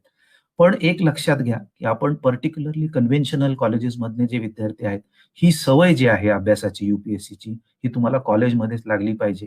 ही मी UPSCचा अभ्यास सुरू केल्यावर 8 तास बसीन आणि 12 तास बसीन, हे हे बायोलॉजिकली पॉसिबल नाही. लक्षात घ्या तुम्ही एक कन्सिस्टन्सी पाहिजे मी असं म्हणेन, की रोज एक 4-5 तास अभ्यास करा, जास्त करायची गरज नाही. हळू त्याची तीव्रता वाढवली पाहिजे. अचानक मी आता ह्या वर्षीचा अटेम्प्ट घेतोय आणि उद्यापासून मी 12 तास बसणार आहे. ह्याने तुम्ही स्वतःला बर्नआउट करून घ्याल, एक लक्षात घ्या. याचबरोबर मी म्हणेन, की आधी ह्या परीक्षेला म्हणजे अगदी FY BA पासूनच अभ्यास करतोय, FY BSc पासून अभ्यास करतोय, अशा ह्याच्यामध्ये जाऊ नका. थोडीशी माहिती घ्या या सगळ्याची. याच्याकडे मी नंतर येणार आहे. पण मी म्हणतो, की ह्या परीक्षेच्या अभ्यासाकरता ज्या सवयी आहेत, ह्या तुम्हाला पाडायला वेळ लागतो आणि त्यामुळे ह्या परीक्षेला तुम्ही वेळ देणं अपेक्षित आहे. तुम्ही इंडिव्हिज्युअल अभ्यास करता किंवा तुमची कोचिंगनी अभ्यास करायची स्टाईल आहे. हे सुद्धा एक तेवढंच महत्वाचं आहे. कोचिंगचा विषय आला त्या अनुषंगाने मी म्हणेन, की कोचिंग 2 प्रकारचे असतात, की एक स्टेट स्पॉन्सर्ड म्हणजे सरकारतर्फे तुम्हाला स्पॉन्सरशिप मिळते आणि प्रायव्हेट कोचिंग. पुण्यामध्ये दोन्ही उपलब्ध आहेत आपण म्हणूयात. अगदी बेसिक लेव्हलचं म्हणाल तर कॉलेजेसमध्ये तुम्हाला कॉम्पिटिटिव्ह सेंटर्स वगैरे पुण्यातल्या अनेक कॉलेजेसमध्ये स्पर्धा परीक्षा केंद्र आहेत. स्टेट गव्हर्नमेंट सुद्धा स्पॉन्सरशिप देत असतं. स्टेट गव्हर्नमेंटच्या अनुषंगाने म्हटलं तर आपल्याकडे बार्टी आहे, आपल्याकडे यशदा आहे, आपल्याकडे SIAC नावाची शासकीय संस्था आहे. याचे मुंबई, औरंगाबाद आणि नागपूर या ठिकाणी सेंटर्स असून मात्र SIACचं सिलेक्शन करताना असं पाहण्यात आलेलं आहे, की मुंबईमध्ये जास्त प्रिफरन्स दिला जातो. तर ह्याची निवड मात्र आपण आपल्या कॉन्शियसने माझी पद्धत कशी आहे त्या अनुषंगाने घेणं आवश्यक आहे. त्याच्यानंतर प्रायव्हेट कोचिंगचं घ्याल तर तुम्ही विचाराल की प्रायव्हेट कोचिंग मी करावं किंवा घ्यावी किंवा नाही. तर हा पुन्हा मी म्हणेन की हा एक इंडिव्हिज्युअल प्रश्न आहे, की तुमच्याकडे दोन्हीकडची उदाहरणं आहेत, की कोचिंगमुळं क्रॅक केलेले विद्यार्थी आहेत आणि असे सुद्धा विद्यार्थी आहेत, की कोचिंगपासून अतिशय अनभिज्ञ आणि एकटेच अभ्यास केले, पण सुद्धा त्यांना सुद्धा पोस्ट मिळालेली आहे. पण आजच्या जमान्यामध्ये आणि मगाशी मी म्हटलं तसं, की UPSCचं डायनॅमिझम पाहता एक आपण म्हणतो ना, वन स्टेप अहेड राहण्याकरता तुम्हाला अशी काय म्हणतो कलेक्टिव्ह माहिती, रेग्युलर माहिती मिळण्यासाठी कोचिंग अर्थात कोचिंग निवडावं कसं याच्याकडे मी नंतर येणार आहे. एक तुम्हाला मोमेंटम सुद्धा मिळतो, की त्यांचे असे सेशन्स ठरलेले असतात. प्रिलिम झाली, की मेन झाली, की इंटरव्ह्यूची तयारी. त्याच्यामुळे एक मोमेंटम राहतो आणि तुमच्या आजूबाजूचे विद्यार्थी हे सुद्धा त्याच फील्डमध्ये वावरत असल्यामुळे एक सिमिलर माइंडसेटचा तुम्हाला एक पुश सुद्धा मिळतो. आता हे कोचिंग कुठे करावं? दिल्लीमध्ये करावं, मुंबईमध्ये करावं, पुण्यामध्ये करावं किंवा अजून कुठे करावं? हे सर्वस्व मी जे मुद्दे मांडणार आहे त्याच्या अनुषंगाने आपण हे करूयात. पण कोचिंग क्लासेसकडे जायच्या आधी ऑनलाईन कोचिंगच्या संदर्भात मी एक सुंदर अनुभव सांगेन तुम्हाला. अनुभव म्हणण्यापेक्षा माहिती सांगेन, की बऱ्याचशा विद्यार्थ्यांच्या तोंडून आजकाल अनअकॅडमी 2015 साली ही स्थापित झाली आणि गंमत म्हणजे त्याच्या एक डायरेक्टर जो आहे रोमन सैनी ह्याच्याबद्दल मी मुद्दाम बोलणार आहे. हा दिल्लीमध्ये एम्स मधनं MBBS झाला. साधारण 2015 साली त्यांनी IAS सोडली. म्हणजे अगदी वयाच्या 23व्या वर्षी IAS होऊन त्यांनी 2 वर्षात सोडली सुद्धा. म्हणजे मध्य प्रदेशमध्ये पोस्टिंगला असताना जानेवारी 2016 मध्ये रिझाइन करून त्यांनी स्वतःची अनअकॅडमी म्हणजे लक्षात घ्या, की आपल्याकडच्या विद्यार्थी जेव्हा विचार करत असतात, की मी आता UPSC करणार आहे किंवा स्पर्धा परीक्षा करणार आहे, तेव्हा या पठ्याने ती क्रॅक करून सोडून सुद्धा दिली होती. तर याच्याबद्दल 1-2 गोष्टी अजून सांगेन, कारण हा आपला मुद्दा नाहीये. 10वीत ह्याला 85% होते, 12वीत ह्याला 91% होते. म्हणजे 10वीच्या मार्कांकडे मी जाईल. आजकाल 85% तुम्ही पाहिलं तर बोर्डच्या बऱ्याच विद्यार्थ्यांना हे दिसतं, मिळालेले दिसतात. त्याच्यामुळे तुम्ही काही एक्स्ट्रा टॅलेंटेड असायला पाहिजे असं नाही. पुन्हा ऑप्शनल विषयाकडे यायचं म्हटलं, अनेक विद्यार्थी मला विचारतात, की सर जिओग्राफी कसा आहे किंवा मग दुसरा कुठला विषय घेऊ? माझं सगळ्यांना एक सांगणं असतं, की कुठलाही विषय चांगला किंवा वाईट नसतो, सोपा किंवा अवघड नसतो. तुम्ही त्या विषयाचा अभ्यास कसा करणार आहात, त्या विषयावर पकड तुम्ही कशी मिळवलेली आहे, त्या विषयामध्ये किती असं डीप मध्ये वाचन आहे तुमचं. मगाशी मी म्हटलं की त्या विषयाच्या फिलॉसॉफीवर तुमची किती पकड आहे हे महत्वाचं असतं, ना की मागच्या वर्षी जॉग्रफीला जास्त मुलं झाली, त्याच्या आधीच्या वर्षी अँथ्रोपॉलॉजीला जास्त विद्यार्थी झाले. याचा त्याच्याशी विशेष असा संबंध नसतो. पास आपल्याला व्हायचंय, ती 100 मुलं झाली असतील, आपण ह्या विषयामध्ये क्रॅक करू शकतो का, त्या अनुषंगाने याच्याकडे पाहणं अतिशय गरजेचं आहे. ह्या सगळ्यात एक माझ्या विद्यार्थ्याशी बोलताना मला एक अतिशय महत्वाचा पॉइंट त्यांनी दिला. तो म्हणजे की प्रत्येक विद्यार्थ्याने याच्याकडे पाहणं, एक गोष्ट पाहणं गरजेचं आहे की तुमचं कॅपिटल, याच्यामधलं कॅपिटल. तो सोशिओलॉजीचा विद्यार्थी आहे. कॅपिटल म्हणजे मी असं म्हणेन की ॲडव्हांटेज तुमच्याकडे कुठली-कुठली आहेत ही परीक्षा देताना. हे पाहणं अतिशय गरजेचं आहे आणि मी असं म्हणेन की ही परीक्षा देऊ इच्छिणारे स्वतःकडे ह्याची एक नोट तयार असावी. कुठले-कुठले कॅपिटल आहेत? तर तुम्ही सोशिओलॉजी वाले जे विद्यार्थी असतील, त्यांना हे माहिती असेल की कॅपिटल ही 3-4 प्रकारची असतात. Institutional capital. आता इन्स्टिट्यूशनल कॅपिटल म्हणजे काय? तुम्ही चांगल्या कॉलेजमध्ये आहात. एस-पी कॉलेज सारखं चांगलं कॉलेज आहे, फर्ग्युसन असेल, इतर पुण्यातली सगळी कॉलेजेस असेल. साहजिक आहे तुम्ही गडचिरोली, भंडारा यातल्या कॉलेजेसची पुण्याच्या कंपॅरिझन केलं, तर आपली कॉलेजेस अतिशय उत्तम राहतील. पण आपल्या पुण्यातल्या कॉलेजेसची आता तुम्ही आय-आय-टीशी जर कंपॅरिझन केलं, आय-आय-एमशी कंपॅरिझन केलं, all India institute of medical सायन्सेसशी केलं, तर याच्यामध्ये पुन्हा प्रचंड फरक पडतो, की सरकार एका विद्यार्थ्यावर पुण्याच्या एस-पी कॉलेजमध्ये जेवढा खर्च करतं, त्याच्यापेक्षा कैक पटीने एक डॉक्टर निर्माण करायला all India institute of medical सायन्सेसमध्ये करत असतं. तसं JNUचं पण आपण हे पाहू, की तुम्हाला अगदी हॉस्टेल फॅसिलिटीपासनं इंटरनेट फॅसिलिटी ह्या सहज मिळणं, सोप्यारित्या मिळणं, भरपूर प्रमाणात मिळणं, अभ्यासाकरता अवतीभोवती अतिशय चांगले प्राध्यापक असणं, आपल्या अवतीभोवती विद्यार्थी चांगले असणं, हा सगळा तुमचा झाला इन्स्टिट्यूशनल कॅपिटल. तर तुमचं कॉलेज कुठलं आहे, त्याच्यामध्ये हे हे सगळं पूरक वातावरण आहे का, नाहीये. मग हे नसेल तर आपल्याला हे कुठून भरून काढता येईल, हा सगळा विचार झाला पाहिजे. इन्स्टिट्यूशनल टिक झालं की पुढे जायचं सोशल कॅपिटल. सोशल कॅपिटल म्हणजे एक साधारण अवतीभोवती तुमचा ग्रुप काय आहे वगैरे, एक शेअर्ड आयडेंटिटी वगैरे जे आहे, या सगळ्या अनुषंगाने हे सोशल कॅपिटल बिल्ड होत असतं. तुमच्या इंटरपर्सनल रिलेशनशिप्स काय आहेत?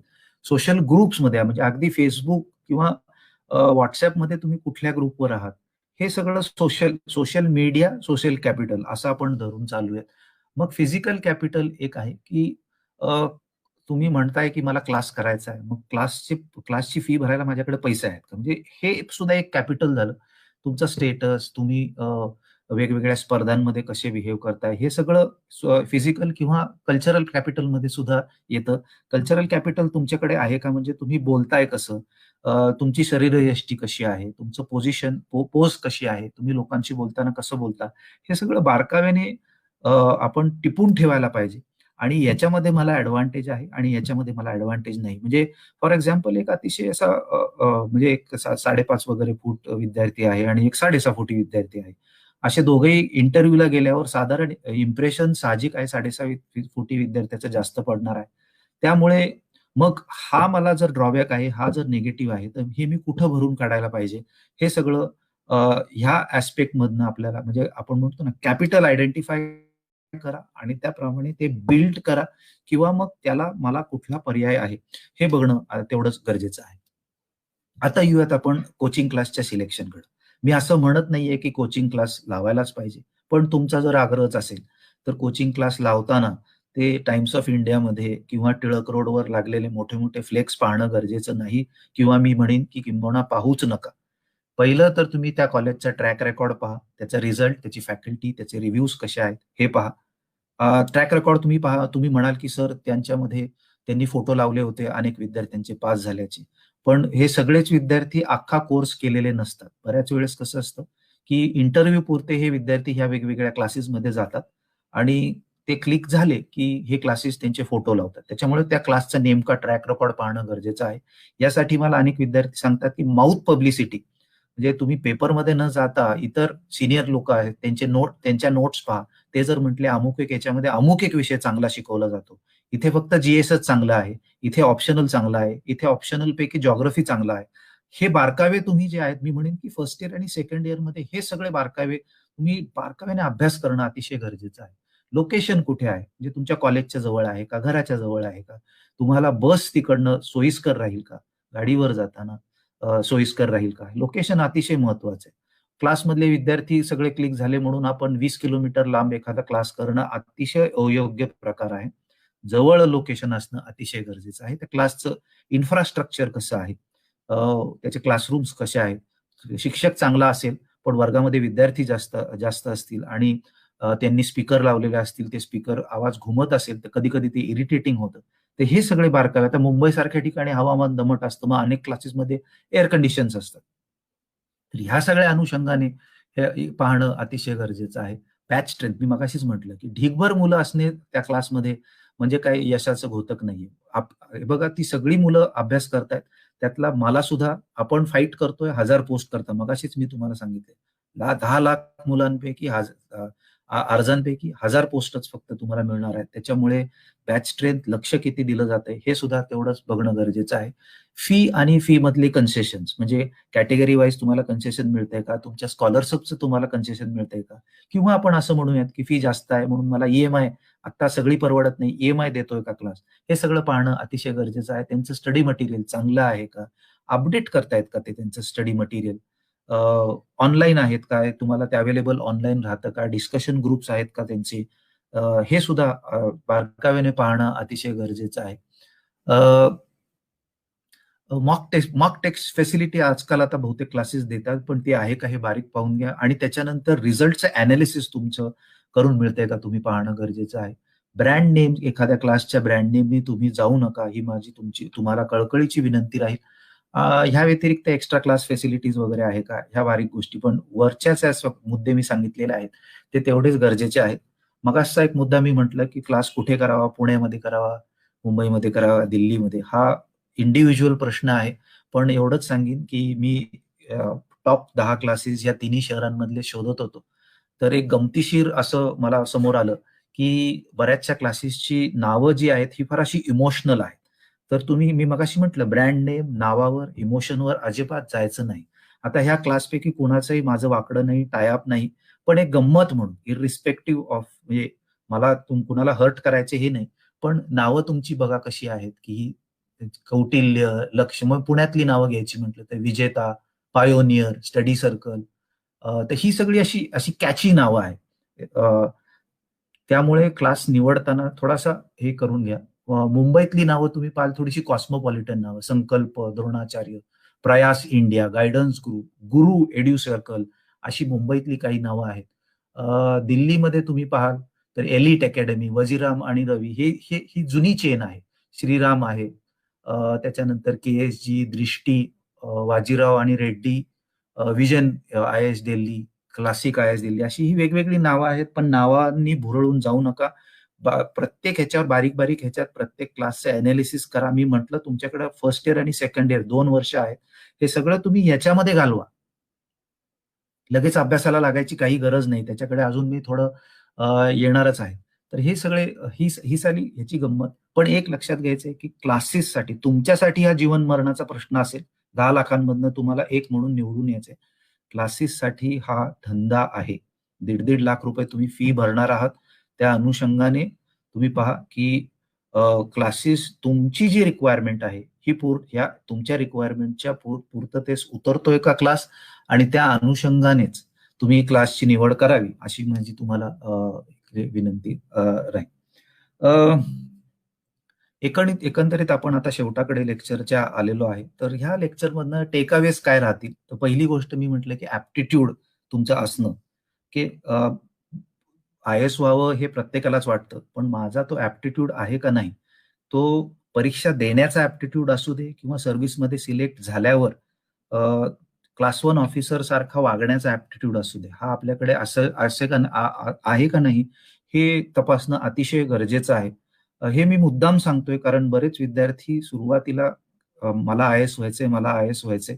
मग गावाकडचे बरेच विद्यार्थी म्हणतात, "बापाने गुंठा काढला, आता मला आय-एस व्हावंच लागेल" वगैरे. हे टेन्शन हे अतिशय भयानक टेन्शन आहे. मी म्हणेन पहिलं आपला ॲप्टिट्यूड आहे का नाही? कारण आय-एस म्हणजे किंवा सिव्हिल सर्व्हिसेसच्या परीक्षा मी मगाशीच दाखवल्या यूपीएससीच्या इतर सुद्धा सर्व्हिसेस आहेत. त्याच्या बाहेर आरबीआयच्या सर्व्हिसेस आहेत. म्हणजे अगदी गव्हर्नमेंटच्याच करायच्या म्हटलं तर स्टेट गव्हर्नमेंटच्या सर्व्हिसेस आहेत. आपापल्या ॲप्टिट्यूड प्रमाणे तुम्ही पहा की मिलिटरीचा ॲप्टिट्यूड असणं आणि पोलिसाचा ॲप्टिट्यूड असणं याच्यामध्ये फरक आहे. तसाच क्लास 1 तो आपल्याकडे त्या लेवलचा ऍप्टिट्यूड आहे का नाही हे तपासणं अतिशय गरजेचं आहे. कॉलेज निवडताना थोडीशी काळजी घ्यावी. कॉलेज निवडल्यावर मात्र मी आता काय कॉलेजला बसत नाही, अमुक एक सर काही चांगलं शिकवत नाहीत. असं न करता मी मगाशी म्हटलं, की त्या विषयाची फिलॉसॉफी किती चांगला वाईट शिक्षक असो तुम्हाला ती कॉलेजमध्येच मिळणार आहे.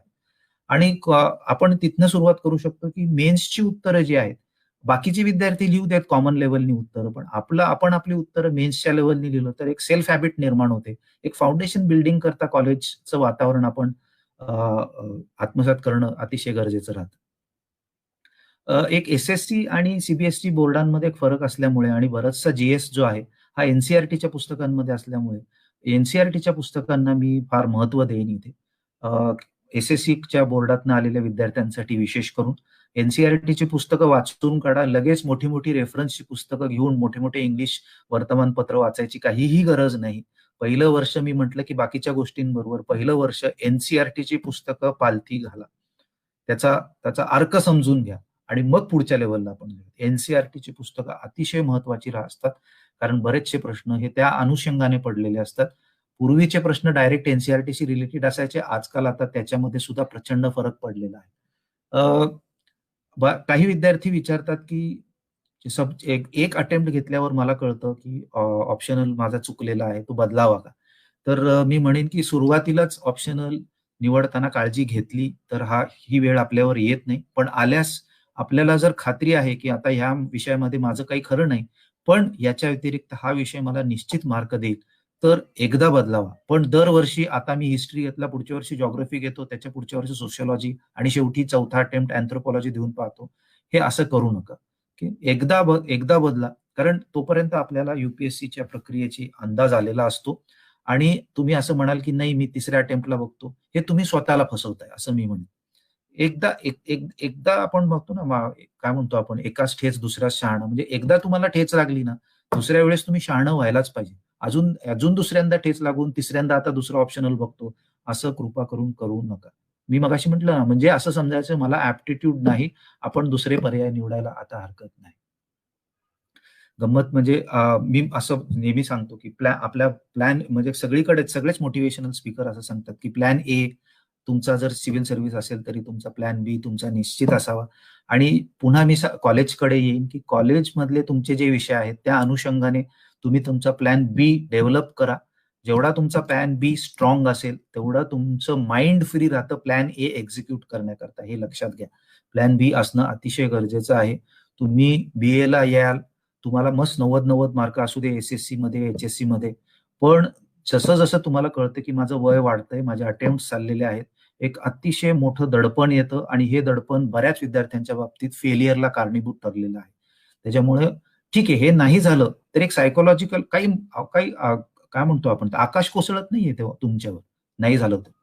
आपण आपल्याला एक आपलं कॉन्शियन्स असलं पाहिजे, की नाही मी जेवढा अटेम्प्ट केला, तेवढा एक चांगला अटेम्प्ट केलेला आहे. नाही झालं त्यात माझ्या हातात काही नव्हतं. माझ्या हातात जेवढं होतं तेवढं मी काय म्हणतो आपण, सगळा जीव पाण्यास लावून नक्कीच केलेला आहे. तसंच मी किती वर्ष अटेम्प्ट द्यावे? आता तुम्ही पाहाल, मी मगाशी हिस्ट्री मुद्दाम सांगितली.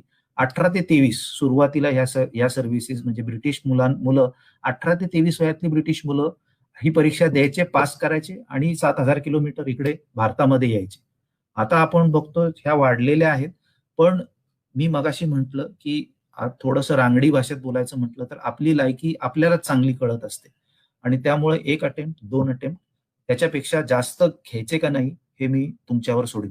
तुम्ही पाहाल, की जर तुम्ही रेकॉर्ड्स पाहिले तर आय-आय-टी आणि all India institute of medical sciences मधले जे डॉक्टर्स आहेत, यांचा तुम्ही ट्रॅक रेकॉर्ड पाहिला तर त्यांचं एकदम क्लिअर असतं, कारण त्यांचा प्लॅन बी तयार असतो. ते म्हणतात 1 अटेम्प्ट घेणार, 1 अटेम्प्टमध्ये खालची पोस्ट मिळाली किंवा अगदी काठावर झाले, तर ते म्हणतात अजून 1 अटेम्प्ट घेऊ. 2 मॅक्सिमम 3 अटेम्प्ट याच्या पलीकडे हे जात नाहीत. एवढा फोकस आपला क्लिअर असला पाहिजे, की यू-पी-एस-सी म्हणतंय बसा 6 वर्ष, बसा 10 वर्ष म्हणून देत राहायचं, असं कृपया करू नका. 21 ते 30 ही आयुष्यातली अतिशय महत्त्वाची वर्ष असतात. ही अशी तुम्ही घालवू नका आणि माझं प्रामाणिक मत आहे, की 3 ते 4 वर्षात जर नाही झालं, तर हे होणं अतिशय हे आहे. म्हणजे एखाद्या वर्षी तुम्ही मेरिटच्या बाहेर आहात, त्याच्यानंतर मेरिटच्या आत आलात, अशी जर अपग्रेडिंग होत असेल तर चान्स घ्यायला हरकत नाही. पण प्रत्येकच वेळेस मेन्स पर्यंत जातोय, इंटरव्ह्यू पर्यंत जातोय, पण होत नाहीये. आपलं समजून घ्यायला पाहिजे की this is not my cup of tea. शेवटी एवढंच सांगेन की ही ऍक्च्युअल सर्व्हिस, आता तुम्ही जर सिलेक्ट झाला, ऍक्च्युअल सर्व्हिस तर मी म्हणेन की जेवढी परीक्षा देणं अवघड आहे तेवढंच ही परीक्षा पास झाल्यानंतर सर्व्हिस करणं अवघड आहे. गेल्या 25-30 वर्षामध्ये तर हा प्रचंड फरक आपल्याला दिसतोय. आज आपण पाहतो की म्हणजे आपण इंग्लिशमध्ये म्हणतो ना की ही service it is not a bed of rose. म्हणजे तुम्ही IAS झालात म्हणजे सगळं रोजी रोजी झालं असं नाहीये. आजच्या घडीला म्हणजे आजच्या सारखं उदाहरण दुसरं देऊच शकणार नाही मी, की अवतीभोवती कोरोना झालेला आहे, पण तुम्ही पाहताय की 4 IAS लेव्हलचे अधिकारी पुणे महानगरपालिका आणि संदर्भात सगळं पाहतायत. तुम्हाला पॉलिटिशियन्सला फेस करावं लागतंय, तुम्हाला जनतेला फेस करावं लागतंय, कंटेनमेंट झोनमध्ये जावं लागतंय, तिथे काय करायचं, तुमची स्वतःची कामं करून संध्याकाळी मीटिंग घ्यायची, हा झोन काढा, हा झोन वाढवा, इकडे व्हेंटिलेटर कमी पडतायत, तिकडे व्हेंटिलेटर कमी पडतायत, अनेक फोन सारखे येत असतात. हे असंच कंटिन्युअस आपण बघतो की यांच्या याच्यामध्ये असतं. ह्याचबरोबर क्रीम पोस्टिंग असतात, साईड पोस्टिंग असतात. काही लोकांना त्याचं फ्रस्ट्रेशन येतं, नोकऱ्या सोडतात. मी मगाशी म्हटलं की रिझाईन केलेले अनेक असे ऑफिसर्स आहेत. त्याच्यामुळे मी मजा करायला किंवा एकदा सिलेक्ट झाल्यावर माझ्या आयुष्यात मजा आहे, या भावनेने जर तुम्ही ह्या सर्व्हिसेसकडे जाणार असाल तर माझे हात जोडून तुम्हाला विनंती आहे की या सर्व्हिसेसचा नाद सोडा. तुमच्यामध्ये कमिटमेंट असेल, तुमच्यामध्ये इंटिग्रिटी असेल आणि तुमच्यामध्ये एम्पथी असेल. मी मगाशी सांगितलं की एक ऑफिसर हा लाखो लोकांसाठी डिसिजन घेत असतो. तो शेवटी 10 लाखावा जो माणूस उभा आहे तो सुद्धा माझ्या नजरेत बसला पाहिजे आणि त्याच्यासाठी मी काहीतरी करतोय. माझी खुर्ची त्याच्यासाठी आहे. ही कमिटमेंट पाहिजे, ही इंटिग्रिटी पाहिजे आणि त्या माणसाला काय वेदना होत आहेत, या वेदना माझ्यापर्यंत पोहोचल्या पाहिजेत. हे जर मी एक्सपिरियन्स करू शकलो तरच आपण या सर्व्हिसेसकडे जाणं उचित राहील, असा माझा प्रामाणिक सल्ला तुम्हाला राहील. मला मांडायचं होतं हे एवढंच. अजून एक 2-3 मुद्दे आहेत. आपण पाहूयात, आपल्याला पुढे वेळ असेल मॅडम काय म्हणतायत त्या अनुषंगाने. पण मला जे सांगायचं होतं, प्लॅन ए, प्लॅन बी तुमचा असणं अतिशय गरजेचं आहे. ऍप्टिट्यूड पहा स्वतःचा. तुम्हाला या परीक्षेसाठी ऑल द बेस्ट. तुम्हाला इतर माहिती करता मी SP कॉलेजमध्ये अवेलेबल असतोच. मी सोशल मीडियावर प्रचंड ऍक्टिव्ह आहे, व्हॉट्सअप आणि फेसबुकवर सुद्धा. तिथे सुद्धा आपण निश्चित भेटू शकतो. मला तुमच्याशी संवाद साधण्याची संधी दिल्याबद्दल दिव्यजेटचे आभार मानतो आणि माझे सेशन संपवतो. धन्यवाद. प्रश्न असतील तर आपण घेऊ शकतो. Yes yes. 1-2 आणि इव्हन गोष्टी तुम्हाला होत्या. बोलायचं असेल सर तरी अजून बोलू शकतो आपण एक 5-10 मिनिटं. नाही, आपण काही प्रश्न घेऊयात, मग शेवटची 5 मिनिटं मी थोडंसं अजून मेन्सच्या बद्दल थोडंसं बोलीन. चालेल, चालेल. तर ठीक आहे, ठीक आहे. काही प्रश्न असतील तर हो सर, प्रश्न आपण निश्चित. आहेत. जसं मी तुम्हाला बोलताना तुम्ही मला सांगितलं होतं, आपण मागच्या आठवड्यात बोललो हां. तेव्हा, की मी काय-काय पद्धतीने हे करणार आहे. तर मी तुम्हाला सर म्हटलं होतं, की तुम्ही इतक्या सविस्तर पद्धतीने हे सगळं मांडणार असाल, तर मला नाही वाटत प्रश्न असतील म्हणून. आणि थोड्याफार प्रमाणात सर तेच झालेलं आहे.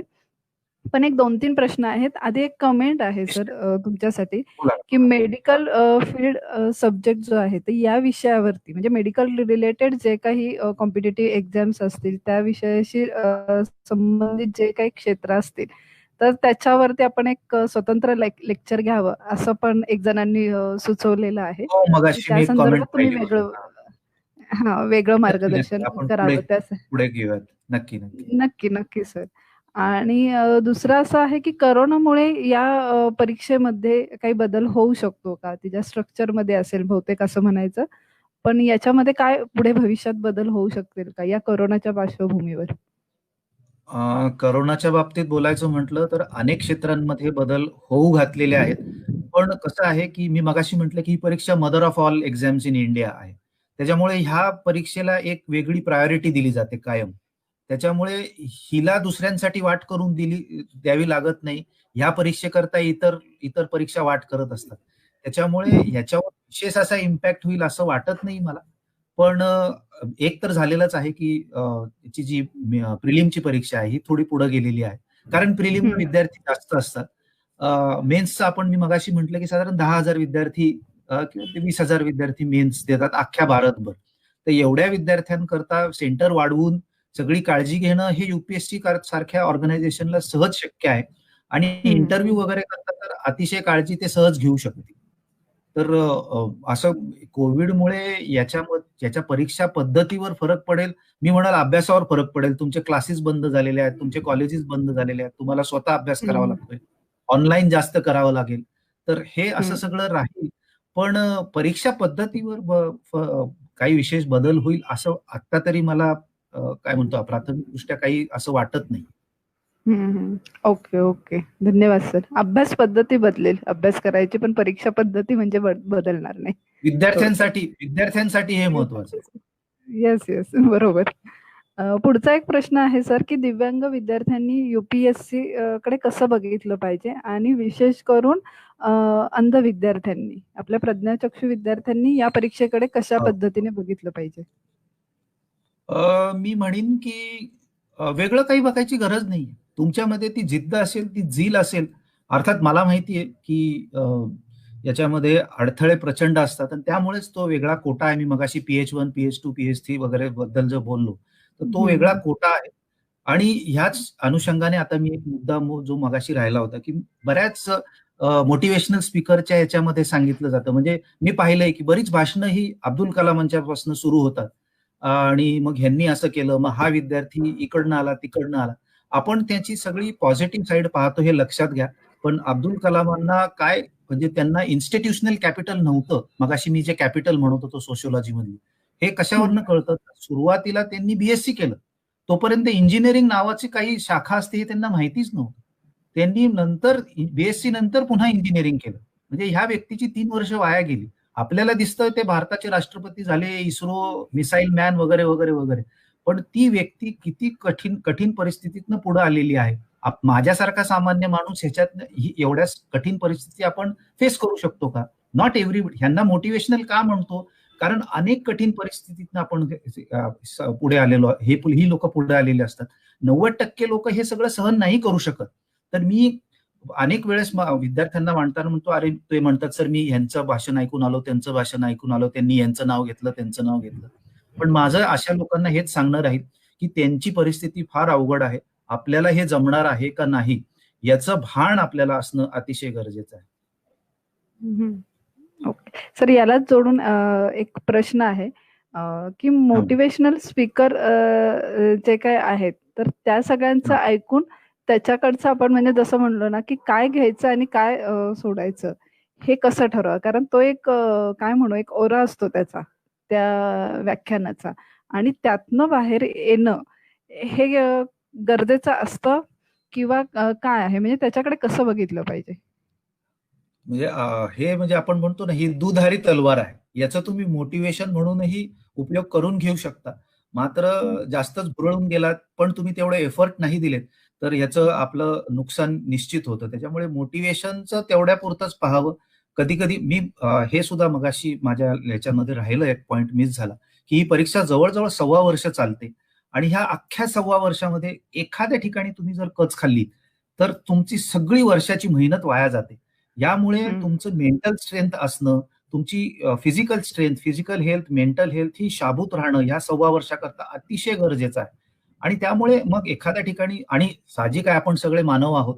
वर्षातनं एकदा तरी आपण डिप्रेशनमध्ये जातोच. कुठेतरी काहीतरी वाचतो, घरी काहीतरी होतं, सेंट्रल लेव्हलवर काहीतरी होतं. मग आता ह्या परीक्षेचं काय होणार, त्या परीक्षेचं काय होणार? या टेन्शन आपल्याला येतातच. पण ह्या टेन्शनमध्ये ह्या टेन्शन पुरतं आपण बाहेर यायचं असेल तर मोटिवेशनल एखादं स्पीकरचं स्पीच ऐकावं. पण अगदीच त्यांनी सांगितलं 1, 2, 3, 4 मग ते तसंच 1, 2, 3, 4 करणं हे मला तरी उचित वाटत नाही. आणि मी मगाशी जो मुद्दा म्हटला, की मोटिवेशनल एक्झाम्पल्स देणं आणि त्या एक्झाम्पल्सच्या मार्गाने जाणं हे तर फारच अवघड होऊ शकतं बऱ्याच विद्यार्थ्यांच्या बाबतीत. कारण आजकालचा विद्यार्थी आपण पाहिला म्हणजे शहरी विद्यार्थी जरी मी म्हणेन, हा मध्यमवर्गीय सुखवास्तू असतो आणि ह्या सुखवास्तू एन्व्हायरमेंटमध्ये एवढं टफनेस झेलणं मोटिवेशनल फिगर्स किंवा रोल मॉडेल्सचं हे तेवढं शक्य नाही.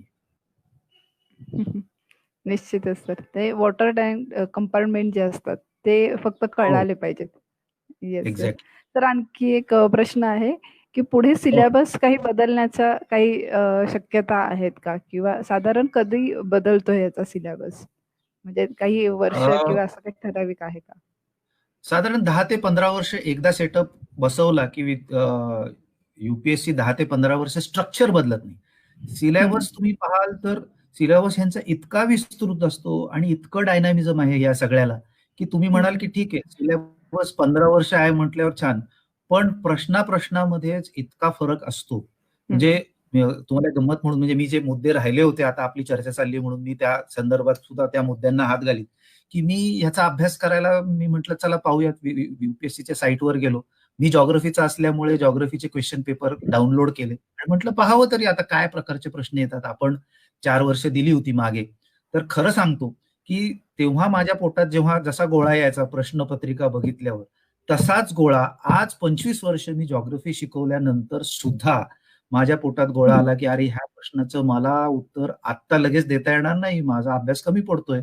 यासाठी मी काही प्रश्न लिहून ठेवले होते. म्हणजे role of multinationals in economic development. इकॉनॉमिक्सचा विद्यार्थी देऊ शकेल, पण जॉग्रफीच्या विद्यार्थ्याला याला एक्स्ट्रा एफर्ट करावे लागेल.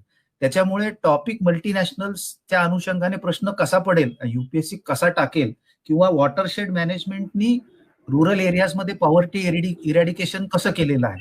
म्हणजे तुम्हाला नुसताच विषय माहिती नसणं, मी मगाशी म्हटलं ना, फिलॉसॉफी कळली पाहिजे, हा विषय कशा करता आहे आणि तुम्ही सिव्हिल सर्व्हिसेस मध्ये हा विषय कसा चालवू शकाल, हे अतिशय गरजेचं आहे. अजून एक म्हणायचं तर केमिकल फर्टिलायझर, इन्सेक्टिसाइड आणि पेस्टिसाइड याचा ह्युमन हेल्थवर काय प्रॉब्लेम आहे. किंवा एक प्रश्न अजून शेवटचा की स्पेस प्रोग्राम आणि नॅशनल सिक्युरिटी. आता हा जॉग्रफीमध्ये आम्ही कधीच शिकवत नाही सिलेबसमध्ये पाहायचं म्हटलं, पण हे असे प्रश्न जर मेन्सच्या परीक्षेमध्ये जॉग्रफी ऑप्शनलला मला याची उत्तरं लिहायची असतील तर साहजिकच अवघड आहे. त्याच्यामुळे सिलेबस हा पूर्ण 15 वर्ष बदलत नसला तरी कसं असतं की एखाद्या वर्षी एखादी गोष्ट होते आणि त्या अनुषंगाने त्याच्या अवतीभोवती प्रश्न विणला जातो.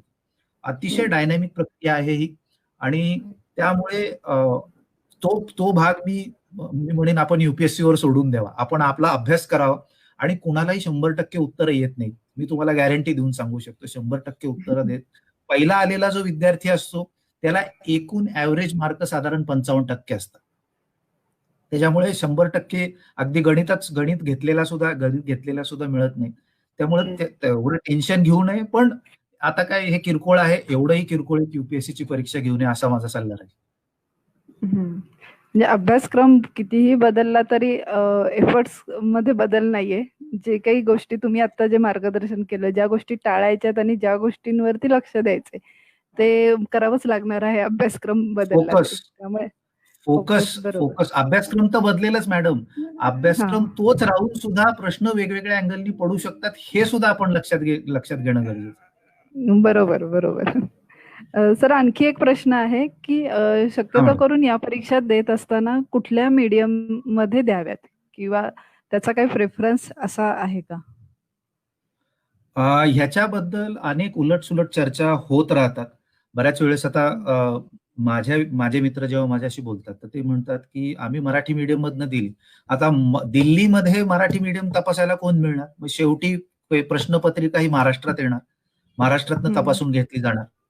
म्हणजे पर्टिक्युलरली अगदी मराठी लिटरेचर, बाकी तर सोडाच, मराठी लिटरेचर घेतलं तर महाराष्ट्रात पेपर येणार. आता मी एक इव्हॅल्युएटर म्हणून तुमचा पेपर तपासतोय, माझ्या मनात काय असणार आहे, अरे पोरगस आलं महाराष्ट्राचं बरं का, क्रॅक झालं पाहिजे. त्याच्यामुळे माझ्या हातनं, अर्थात याला बऱ्यापैकी स्केलिंग असतं. मी 100 पैकी 100 दिले म्हणजे मी जो पेपर तपासला तो लगेच टॉप जाईल असं काही नसतं. याच्यामध्ये स्केलिंग असतं, तुम्हाला ठरवून दिलेलं असतं की एवढ्या ह्याला असे मार्क द्यायचे, तसे मार्क द्यायचे. तेवढं तुम्ही करून सुद्धा तुम्हाला ते तज्ञ म्हणतात, पण मागणं सगळं चेकिंग असतं. तुमची इंटेग्रिटी काय आहे, कशी आहे, हे सगळं ते तपासत असतात. आता इतर लिटरेचर सोडून इतर विषय जर तुम्ही म्हणाल तर भूगोलाकरता बोलायचं म्हटलं तर थोडंसं डिफिकल्ट हे का जातं, कारण टर्मिनॉलॉजीज. कारण जी इंग्लिशमध्ये जी टर्मिनॉलॉजी आहे ती मराठीत तुम्हाला सापडेलच, त्याच्यामध्ये तुम्हाला फ्लेअर येईलच. हे थोडंसं अवघड राहतं आणि त्यामुळे बऱ्याच वेळेस असं होतं की विषय कळतोय, सगळं कळालेलं आहे, पण मांडताना मात्र मला तेवढं इफेक्टिव्हली मांडता येत नाही. तरी सुद्धा जर आपल्याला ती, म्हणजे मी म्हणेन ना की पहिली 2 वर्ष जी आहेत, या 2 वर्षामध्ये आपण एक तयारी ही अशी करावी की आपली एक डिक्शनरी बनवावी आपली लोकल लँग्वेजची, आणि मला जी लागणारे शब्द आहेत मी त्याच्यात वापरावे. आता याच्यातला अजून एक मुद्दा म्हणजे इंटरव्ह्यू कुठल्या भाषेमध्ये द्यावा. तर तुम्ही नांगरे पाटील साहेबांचे जर हे पाहिले असतील, इंटरव्ह्यू पाहिले असतील, तर ते म्हणतात की इंटरव्ह्यू मी इंग्लिशमध्येच दिला. आणि असे सुद्धा आहेत लोक की ते म्हणतात नाही, मी रिजनल मध्ये कम्फर्टेबल आहे त्याच्यामुळे रिजनल मध्ये देतो. पण याच्या रिजनल मध्ये एक प्रॉब्लेम असा होऊ शकतो की तो इंटरप्रिटर तुम्ही जेवढ्या तळमळीने उत्तर देताय तेवढी तळमळ त्याच्या शब्दांमधनं तिकडे पोचेल याची काही गॅरंटी नसते. त्याच्यामुळे काही गोष्टी म्हणजे तुम्ही तिथे त्याला सांगू शकता की याचं मी इंग्लिशमध्ये उत्तर देतो, तुम्ही थोडंसं इंग्लिशमध्ये बोलण्याची तयारी ठेवा. अगदीच अवघड जायला लागलं तर मग तुम्ही इंटरप्रिटर वापरू शकता. ऑप्शन तुम्ही द्या की नाही मी मराठीतच बोलणार आहे. पण असं असताना सुद्धा जर तुम्हाला वाटलं की मी कॉन्फिडेंटली आणि जास्त इफेक्टिव्हली इंग्लिशमधनं ह्या एका प्रश्नाचं उत्तर देऊ शकेन, तर निश्चित तुम्ही ते द्या. आणि इनफॅक्ट याचा पॉझिटिव्ह इम्पॅक्ट पॅनलवर पडतो. Okay okay okay, thank you so much sir. Sir आणखी एक असा प्रश्न आहे की साधारण म्हणजे खरं तर तुम्ही हे सगळं सांगितलं त्याच्यामध्ये काही प्रमाणात ते ओघाने आलेलंच आहे की बॅकग्राऊंड साधारण कुठल्या प्रकारची पाहिजे. जर मला एमपीएससी युपीएससी या एक्झाम द्यायच्या असतील तर त्यासाठी कुठल्या प्रकारची बॅकग्राऊंड लागते. बॅकग्राऊंड म्हणजे तुम्ही नेमकी कुठले काय प्रकारची बॅकग्राऊंड म्हणताय? ते प्रश्नामध्ये मेन्शन अकॅडमिक म्हणत असाल तर आपण ह्या दोन्ही गोष्टी, मगाशी मी कॅपिटल हा विषय घेतला की इन्स्टिट्यूशनल कॅपिटल, सोशल कॅपिटल आणि फिजिकल कॅपिटल. त्याआधी युपीएससी आणि एमपीएससी हा प्रश्न हा पॉइंट माझ्याकडनं राहून गेला. तर मी एक म्हणेन की आजचा जर पॅटर्न तुम्ही पाहिला तर युपीएससी आणि एमपीएससी परीक्षाचा पॅटर्न हा एकमेकांपासून जरा लांब जाताना दिसतो. हा एमपीएससी ही जास्त ऑब्जेक्टिव्ह होताना दिसते, युपीएससी ही पार्टली ऑब्जेक्टिव्ह आणि मेजरली सब्जेक्टिव्ह आहे. तर हे दोन्हीला हात घालणं, आता माझा योगायोग असा झाला की मी युपीएससी देता देता, कारण तेव्हा युपीएससी आणि एमपीएससीचा पॅटर्न बऱ्यापैकी सारखा होता आणि मी एमपीएससी दिली आणि मी क्लिअर झालो, पण युपीएससी नाही होऊ शकली. पण आता मात्र तुम्ही पाहाल की हे आपापल्या वाटेला निघालेले आहेत. एमपीएससी ही जास्त मी मगाशी म्हटलं तसं जास्त ऑब्जेक्टिव्ह होताना दिसते, म्हणजे त्यांची प्रिलिम सुद्धा ऑब्जेक्टिव्ह आहे, त्यांची मेन्स सुद्धा ऑब्जेक्टिव्ह आहे. इथे मात्र ऑब्जेक्टिव्ह, सब्जेक्टिव्ह, इंटरव्ह्यू असे वेगवेगळे पॅटर्न्स याच्यामध्ये आपल्याला दिसत आहेत. तर त्या अनुषंगाने मी म्हणेन की आधी युपीएससीचा अभ्यास व्यवस्थित करावा आणि तुम्ही जर युपीएससीचा केला असेल तर थोडंफार ऑल्टरेशन करून तुम्ही एमपीएससी देऊ शकता, असं माझं प्रामाणिक मत राहील. बॅकग्राऊंड म्हणाल तर असं काही थंब रूल काही नाहीये की अमुक बॅकग्राऊंडचे विद्यार्थी क्रॅक होतील. तुम्ही म्हणाल की सर तुम्ही तर असं म्हणताय मग आयआयटी आणि एम्सचे विद्यार्थी कसे होतात, तर तुम्ही एक लक्षात घ्या, सगळे आयआयटीचे सगळे एम्सचे विद्यार्थी होत नाही. त्याच्यातले सिलेक्टेड लोक, त्यांचा फोकस तेवढा असतो. आणि मी मगाशी म्हटलं की इन्स्टिट्यूशनल कॅपिटल त्यांना मिळालेलं, म्हणजे इंजिनिअरिंगचा अभ्यास करत असताना, मेडिकलचा अभ्यास करताना ते काही वेगळा अभ्यास करतात असं नाही.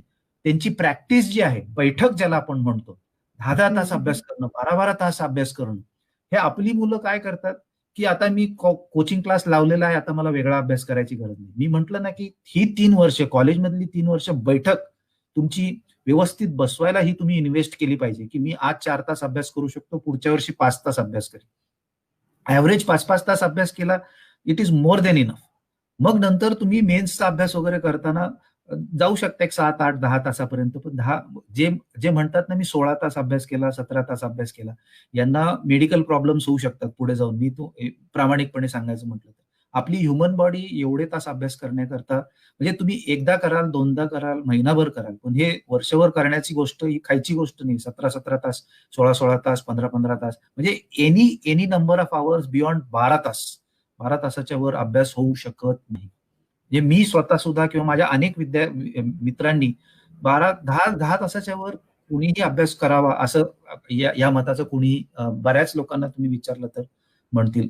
हे केव्हा शक्य आहे, तर हे सातत्य तुमच्या अभ्यासामध्ये असेल तर निश्चित हे पॉसिबल आहे. नाहीतर मग तयारी झाली नसेल तर मग ते टेन्शन येतं आणि त्या टेन्शनमध्ये तुम्ही 12 तास, 13 तास, 14 तास, कारण होतच नाहीये ना तुमचा अभ्यास. सिलेबस एवढा आहे, जीएसचा अभ्यास करायचा, ऑप्शनल 1 आहे, ऑप्शनल 2 आहे, करंट अफेअर्स, अमुक पुस्तकालय बाजारामध्ये, तमुक पुस्तकालय, ही आपली आधीपासून तयारी नाहीये. मग ही तयारी नसताना अचानक आपल्याला कळायला लागतं हे पुस्तक वाचायचं राहून गेलंय, तो टॉपिक वाचायचा राहून गेलाय, आणि मग आपण सगळं पाणाला लावतो आणि त्याच्यामुळे मग हे 12, 13, 14, 15 तास होतात. तुम्ही आधीपासून जर करत असाल तर याची काही गरज नाही. आणि त्यामुळेच मी मगाशी म्हटलं की इन्स्टिट्यूशनल कॅपिटल आयडेंटिफाय करणं गरजेचं आहे. तर मी कन्व्हेन्शनल याच्यामध्ये असेल तर माझी एवढी दादागिरी पाहिजे त्या विषयामध्ये की एखादा इंजिनियर आणि डॉक्टर येऊन त्यांनी मला जॉग्रफी नाही शिकवलं पाहिजे. एवढा फोकस क्लिअर पाहिजे आपला. कॉलेजमध्ये जॉग्रफी मी असं शिकलं पाहिजे की मग कोणी दुसऱ्यांनी येऊन, म्हणजे ज्याचा मदर सब्जेक्ट नाहीये, हा आपला मदर सब्जेक्ट आहे, दुसऱ्यांनी येऊन आपल्याला मदर सब्जेक्ट शिकवू नये, एवढी तयारी आपली झाली पाहिजे. निश्चितच सर.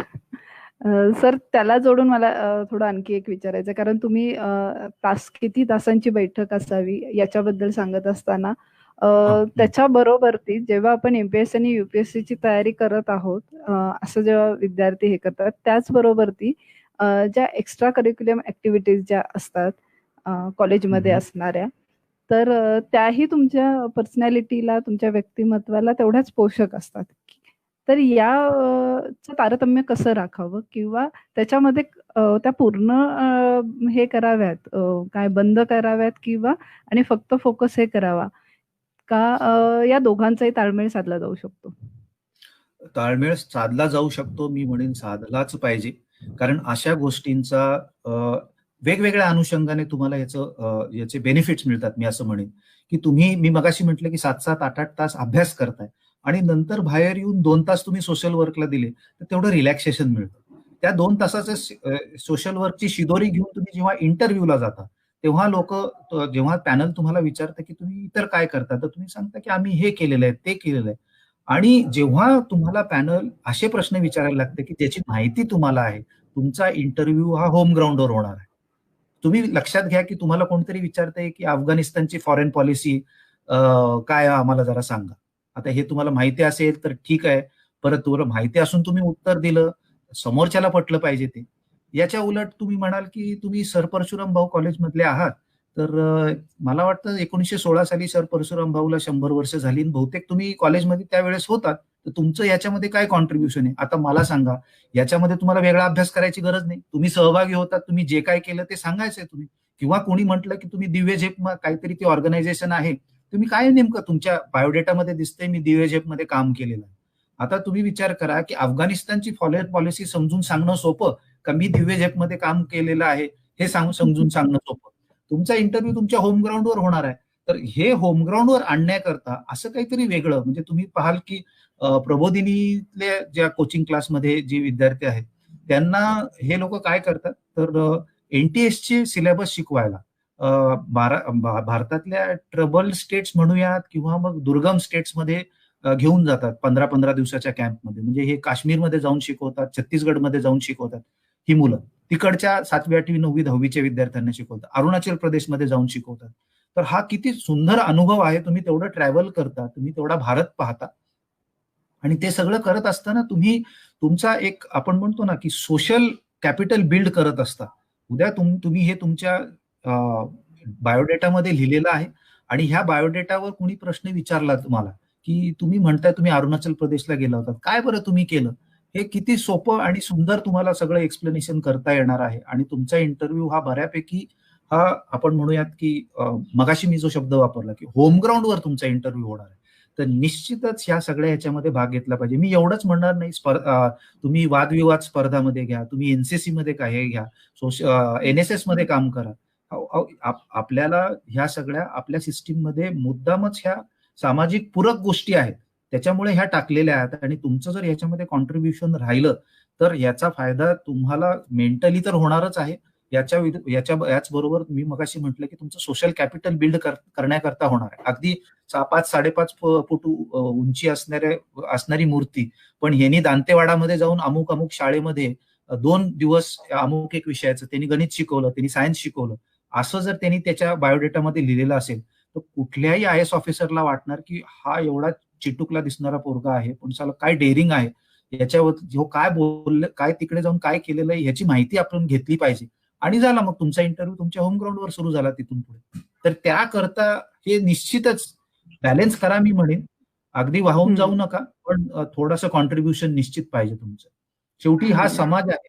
मी असंच म्हणेन की आता मुलं थोडंसं आपण इकॉनॉमिक्सकडे याच्या आलो तर ज्युनियर कॉलेज म्हणा, सिनियर कॉलेज म्हणा, रेग्युलर याच्यामध्ये तुम्ही फी किती भरता आणि तुम्हाला कॉलेज परत किती देतंय याचं जर तुम्ही गोळाबेरीज मांडली तर तुमच्याकडे थोडंसं देणं लागतं, तुम्ही समाजाचं देणं लागतं. आणि मी म्हणेन की हे देणं तुम्ही परत करा या छोट्या छोट्या ऍक्टिव्हिटीज मधून, आणि याचा तुम्हालाच कॅपिटल बिल्डिंग मध्ये फायदा होतो. निश्चितच सर, तुम्ही जे कॅपिटल सांगितले ते तर तिथे सोशल कॅपिटल बिल्टअप करण्यासाठी या गोष्टी महत्वाच्या ठरतात. आणि त्याच्याकडे तुम्ही पॉझिटिव्ह ह्यानी पाहायला गेला तर निश्चित पुढे त्याचा फायदा होऊ शकतो. सर, आणखी एक प्रश्न होता इथे मला की एकच मिनिट मॅडम, मला फक्त याच्या आधी त्या सोशल कॅपिटल मध्ये एक करायचंय की काही लोक मग थोडंसं प्लॅन्ड करायचा प्रयत्न करतात, असं करू नका, हे नॅचरली येऊ द्या. नाही, मला युपीएससी मध्ये हे उत्तर द्यायचंय म्हणून मी हे करणार आहे असं मात्र करू नये, असा माझा प्रामाणिक सल्ला राहील. हे नॅचरली फ्लो होऊ दे, एवढाच म्हणून. हा मॅडम, तुमचा प्रश्न. Yes yes sir. आणि आपल्याकडे तसं एक उदाहरण पण आहे, म्हणजे कुणाल पवार म्हणून जो आपला विद्यार्थी आहे की जो एअरफोर्स साठी ज्याचं सिलेक्शन झालेलं आहे, आणि त्यांनी आल्यावरती आम्हाला सांगितलं होतं की जसं तुम्ही म्हणता की नॅचरली येऊ दे, तसं त्याच्या इंटरव्ह्यूच्या ह्याच्यामध्ये त्याच्यात त्यांनी दिव्य झेपचा उल्लेख केला होता. आणि तो म्हणाला की हा माझ्यासाठी प्लस पॉईंट ठरला. आणि मला त्याच्यावरतीच त्यांनी बरेच प्रश्न विचारले की एक्झॅक्टली मग तुम्ही त्याच्यात काय करतात, मग रायटर्स, मग विदाऊट रायटर परीक्षा देणं हे आमचं एम आहे, तर ते कसं शक्य आहे. हे सगळे त्याच्या अनुषंगाने येणारे प्रश्न जे आहेत ते तुम्ही खरंच केलं असेल ना, तर त्याच्यातले बारकावे मग तुम्हाला कळतात. आणि तुम्ही जो आता फरक सांगितला ना की मला फक्त दाखवण्यासाठी करायचं आहे, तर ते पण कदाचित शेवटी समोर इंटरव्ह्यू घ्यायला बसलेले लोक त्याच ह्याचे असतात, ते ओळखू शकतात. हे विद्यार्थ्यांनी पण लक्षात घ्यायला पाहिजे. ओके सर, आणखी एक असा प्रश्न होता की एमसीक्यू चे प्रश्न आहेत, तर त्याच्यासाठी काही स्ट्रॅटेजी आहे का की ते कशा पद्धतीने सॉल्व्ह केले पाहिजेत, एमपीएससी मध्ये जे प्रश्न असतात तर ते कसे सॉल्व्ह केले पाहिजे. हा, एमसीक्यू सॉल्व्हिंगची निश्चितच एक स्ट्रॅटेजी आहे असं मी म्हणेन. पहिला टप्पा याचा टायमिंगचा असतो की तुम्ही कुठली जी परीक्षा, एमपीएससी द्या, युपीएससी द्या, एवढ्या वेळात एवढे प्रश्न, म्हणजे साधारण मला एका प्रश्नाला किती वेळ मिळणार आहे, हे वर्किंग तुमच्या डोक्यामध्ये परफेक्ट पाहिजे. आता ह्याच्या पुढे जाऊन त्या प्रश्नपत्रिकेचे वेगवेगळे टप्पे असतात की कुठला जॉग्रफी असेल, हिस्ट्री असेल आणि मॅथमॅटिक्स असेल. तर जॉग्रफीचे प्रश्न आणि हिस्ट्रीचे प्रश्न सोडवायला मला जरा कमी वेळ लागेल. मॅथमॅटिकल ऍप्टिट्यूड आहे, ते सोडवायला मला कॅल्क्युलेशन्स करावे लागतील की 21 जून 1979चा काय वार होता, याच्यासाठी मला कॅल्क्युलेशन करायला, तर याच्यासाठी वेगळा वेळ. तर तुम्हाला तो अख्खा एमसीक्यूचा पेपर अनालिसिस केला पाहिजे तुम्ही की याच्यासाठी एवढा वेळ, याच्यासाठी एवढा वेळ, एकूण एवढा वेळ, आणि त्याप्रमाणे अप्रोच ठेवला पाहिजे. एक दुसरी गोष्ट अशी की युपीएससीच्या बाबतीत मी जो अभ्यास प्रकार केला की सुरुवातीला प्रश्नपत्रिका आपण पूर्वीच्या वर्षीच्या सोडवायला घेतो तेव्हा प्रश्न वाचतो आणि 4 पर्याय असतात. ते पर्याय आपण एकदा सोडवतो, दोनदा सोडवतो, नंतर ते पाठ व्हायला लागतात. मग तिसऱ्या राऊंडला काय करायचो आम्ही, तर ती 4 जे पर्याय आहेत त्याच्यातला एक तर बरोबर वर त्या प्रश्नाबरोबर गेलेला आहे, उरलेले 3 पर्याय आहेत, याचे प्रश्न काय असू शकतील, याचे प्रश्न असताना काय असू शकतील, हे जर प्रश्न आपण काढायला लागलो तर तुम्ही एक वेगळ्या लेवलवर जाता. हा एक दुसरा मी म्हणेन टप्पा राहील.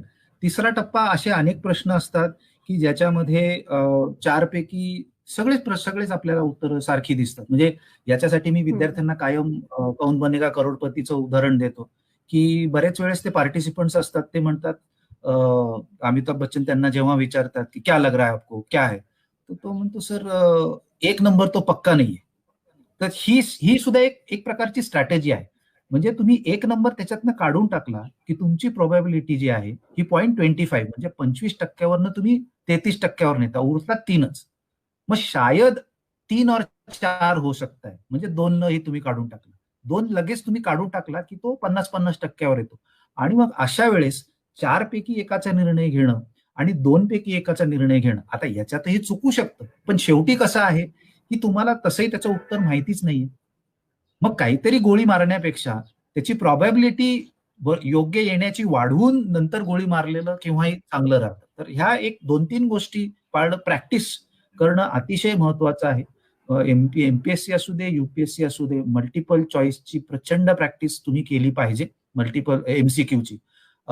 एक मुद्दा मगाशी याच्याबद्दल आपल्या सेशनमध्ये जो राहून गेला, जो माझ्या एका विद्यार्थिनींनी मला सांगितलं की सर हे तुम्ही आवर्जून सांगा, की बरेच विद्यार्थी ही चूक करतात की एमसीक्यू पासून अभ्यास सुरू करतात. तर एक तर ते म्हणे की ती परीक्षा समजून घ्या आणि तुम्ही मेन्सचा अभ्यास आधी सुरू करायला पाहिजे. कारण एमसीक्यू मध्ये कसं होतं, की जे स्टाईलचे प्रश्न विचारले जातात, हे स्टाईलचे प्रश्न तुमच्या कॉलेजमध्ये कधीच होत नसतात. आणि मग विद्यार्थी म्हणतात, "त्याला काय ते कॉलेजमध्ये मास्तर येतो आणि काहीच्या काही शिकवतो. हे एमसीक्यू हे फार भारी आहे, म्हणजे मला इकडे करायला पाहिजे." पण जर तुम्ही मेन्सपासून सुरुवात केली, तर तुम्हाला त्या विषयाचा गाभा कळायला लागतो आणि नाही, हे उत्तर मी असं नाही तर असं लिहायला पाहिजे. तर तिचं असं म्हणणं आहे, की ऑप्शनल डिसाईड झाल्यानंतर तुम्ही मेन्सची तयारीच्या अनुषंगाने करायला पाहिजे आणि जर मेन्सची तयारी तुमची होत आली, तर मग एमसीक्यूची त्या अनुषंगाने तयारी करणं ही मोठी गोष्ट नाही. पण तुम्ही एमसीक्यूच्या मार्गाने जर गेलात, तर हे थोडंसं अवघड होऊ शकतं तुमच्या सायकॉलॉजीसाठी, असं एक मला वाटतं. Okay, okay. नक्कीच, नक्कीच. ह्याचा खूप मोठा फायदा होईल मुलांना. कारण वाटताना ते सोपं वाटतं, की उत्तरं समोर आहेत, पण तुम्ही म्हणालात तसंच आणि आहे, की ते कधी-कधी असं होतं, की 4ही उत्तरं आहेत असंही वाटू शकतं. तर ते तुम्ही कसं टाळू शकता? तर त्यासाठी याचा नक्कीच उपयोग होईल. साधारण सर प्रश्न आता संपलेले आहेत आपल्या ह्याच्यातले. तर एक तुम्हाला कन्क्लुडिंग काही बोलायचंय? कन्क्लुडिंग मी एवढंच म्हणेन, की पुन्हा 10 लाख विद्यार्थी ही परीक्षा देतात. त्याच्यातले 1000च सिलेक्ट होतात, लक्षात घ्या. त्याच्यामुळं प्लॅन ए आणि प्लॅन बी तुमचं लक्ष असणं अतिशय गरजेचं आहे. तुमचा प्लॅन बी हा तुमच्या कॉलेज एज्युकेशनवर बेस्ड आहे. हे एक लक्षात ठेवा तुम्ही. नाही झालं तर काही मोठी गोष्ट नाही. आता तुम्ही लक्षात घ्या, मी नाही झालं म्हणून रडत बसलो असतो, तर आज मी तुमच्यासमोर इथे नसलो असतो. की त्याच्यातनं तुम्ही काहीतरी शिकवायचंय. मी यूपीएससी केल्यामुळं माझी नेट सेट सुटणं मला बऱ्यापैकी सोपं झालं आणि यूपीएससी दिल्यामुळं मला म्हणजे बऱ्याचशा गोष्टी कळायल्या, म्हणजे जीवनाचा, ह्या विषयाचा, वेगवेगळ्या विषयांचा, म्हणजे अगदी हिस्ट्रीपासनं, सोशिओलॉजीपासनं, कॉन्स्टिट्यूशनपासनं वेगवेगळे आयाम जे आहेत, हे आपल्याला निश्चित कळाले. म्हणजे असं कोणी असं मानू नये, की बाबा मी नाही झालो आणि सगळा वेळ वाया गेला. असं तुम्ही फोकसने अभ्यास केला असेल, तर तुमचा वेळ कधीही वाया जाणार नाही. तुमची ही इन्व्हेस्टमेंट आहे. हे मी निश्चित सांगतो. ऑप्शनल घेताना मात्र चर्चा करून घ्या. आधीच्या विद्यार्थीची विचारा. मगाशी मी सांगितलं तसं कोचिंगबद्दल अतिशय काळजीपूर्वक निर्णय घ्या आणि अजून एक गोष्ट मी मगाशी म्हटलं, की अ, एकदा आय-एस झालो, की पुढे मजा आहे, असं समजून ह्या सर्व्हिसकडे पाहत असाल, तर कृपा करून ह्या सर्व्हिसमध्ये येऊच नका किंवा जाऊ नका असं मी म्हणेन. कमिटमेंट, इंटिग्रिटी आणि पुन्हा एम्पॅथी हे 3 फॅक्टर हे तुमच्या अवती-भोवती तुम्ही जर गोवलेले असतील, तर तुमच्यासाठी आणि अर्थात सिलेक्ट झाल्यावर पुढे हे सगळे शॉक्स जे आहेत समाजाचे, हे अब्सॉर्ब करण्याची तयारी आपल्यामध्ये निश्चित पाहिजे. म्हणजे आपण अवती-भोवती पाहतोच, की तुकाराम मुंढे सरांचं अ, अ, जे नागपूरमध्ये आपण वाद नाही म्हणणार मी यांना, डिफरन्स ऑफ ओपिनियन म्हणेन. पण हे कुठेतरी दिवसभर तुम्हाला या सगळ्यातनं जावं लागतं पुढे-मागे. तुमची ती कन्व्हिन्सिंग पॉवर पाहिजे तेवढी आणि क्लॅरिटी ऑफ थॉट, फोकस, की मला तो शेवटचा व्यक्ती जो दिसतोय, त्याच्या अंगावर कपडे नाहीयेत. त्याला सगळ्या सुविधा पुरवल्या पाहिजेत. हे एक आय-एस ऑफिसरनी जर लक्षात ठेवलं, तर मला नाही वाटत काही बाकी एकतर सिलेक्ट व्हायला आणि सिलेक्ट झाल्यावर या सर्व्हिसमध्ये तुमचं योगदान योग्य द्यायला काही प्रॉब्लेम येईल असं नाही, मला वाटत नाही. नक्कीच, नक्कीच सर. म्हणजे आपल्याला त्याचं जेवढं वलय आहे किंवा त्याच्याबरोबरती जसं आपल्या व्याख्यानाचाच विषय आहे, की तो राजमार्गाकडे जाताना. तर त्या राजमार्गाकडे जात असताना तो राजमार्ग आहे, पण त्याच्याबरोबर ती कुठल्या-कुठल्या गोष्टी लक्षात ठेवायला पाहिजेत, तर तो खऱ्या अर्थाने राजमार्ग होईल. हे तुमच्या ते व्याख्यानातून आज वलय कळेल. ते वलय जे आहे, ही जबाबदारी आहे, हे लक्षात घेतलं पाहिजे. Yes, yes sir. अर्थात तेच होतं, की वलय लक्षात राहतं, पण त्याच्या पाठोपाठ येणारी जबाबदारी, कर्तव्य हे सुद्धा म्हणजे तोच खरं त्याचा गाभा आहे. तेच त्याच्यातलं महत्त्वाचं आहे. एकदा तुम्ही क्रॅक झाल्यानंतर, त्या पोस्टवर बसल्यानंतर ती जबाबदारी निभावणं, तेवढ्या सक्षमतेनं निभावणं आणि त्याच्यासाठी कुठल्या प्रकारची मानसिकता, डेडिकेशन तुम्ही सांगितलं ते सगळं अभिप्रेत आहे. धन्यवाद सर परत एकदा. तुम्ही इतक्या सविस्तर पद्धतीने मार्गदर्शन केलं. म्हणजे अतिशय स्टार्ट टू एंड ज्या काही स्टेप्स असतील अशा कॉम्पिटिटिव्ह एक्झाम देत असताना त्या प्रत्येक स्टेपचे बारकावे म्हणजे मी स्टार्ट टू एंड सांगितलं असं नाही, तर त्या प्रत्येक स्टेपमधले ईच अँड एव्हरी स्टेपचे तुम्ही ते बारकावे सांगितले आहेत. दुसरी महत्त्वाची गोष्ट या परीक्षा देत असताना विद्यार्थ्यांमध्ये जी दिसते ती म्हणजे काय वाचायला पाहिजे, तर सुरुवात कुठून करायला पाहिजे. जसं तुम्ही एन-सी-आर-टीचा उल्लेख केला, तर त्या गोष्टीसुद्धा निश्चितच महत्त्वपूर्ण आहेत. आणि एक महत्त्वाचा मुद्दा म्हणजे प्लॅन बी.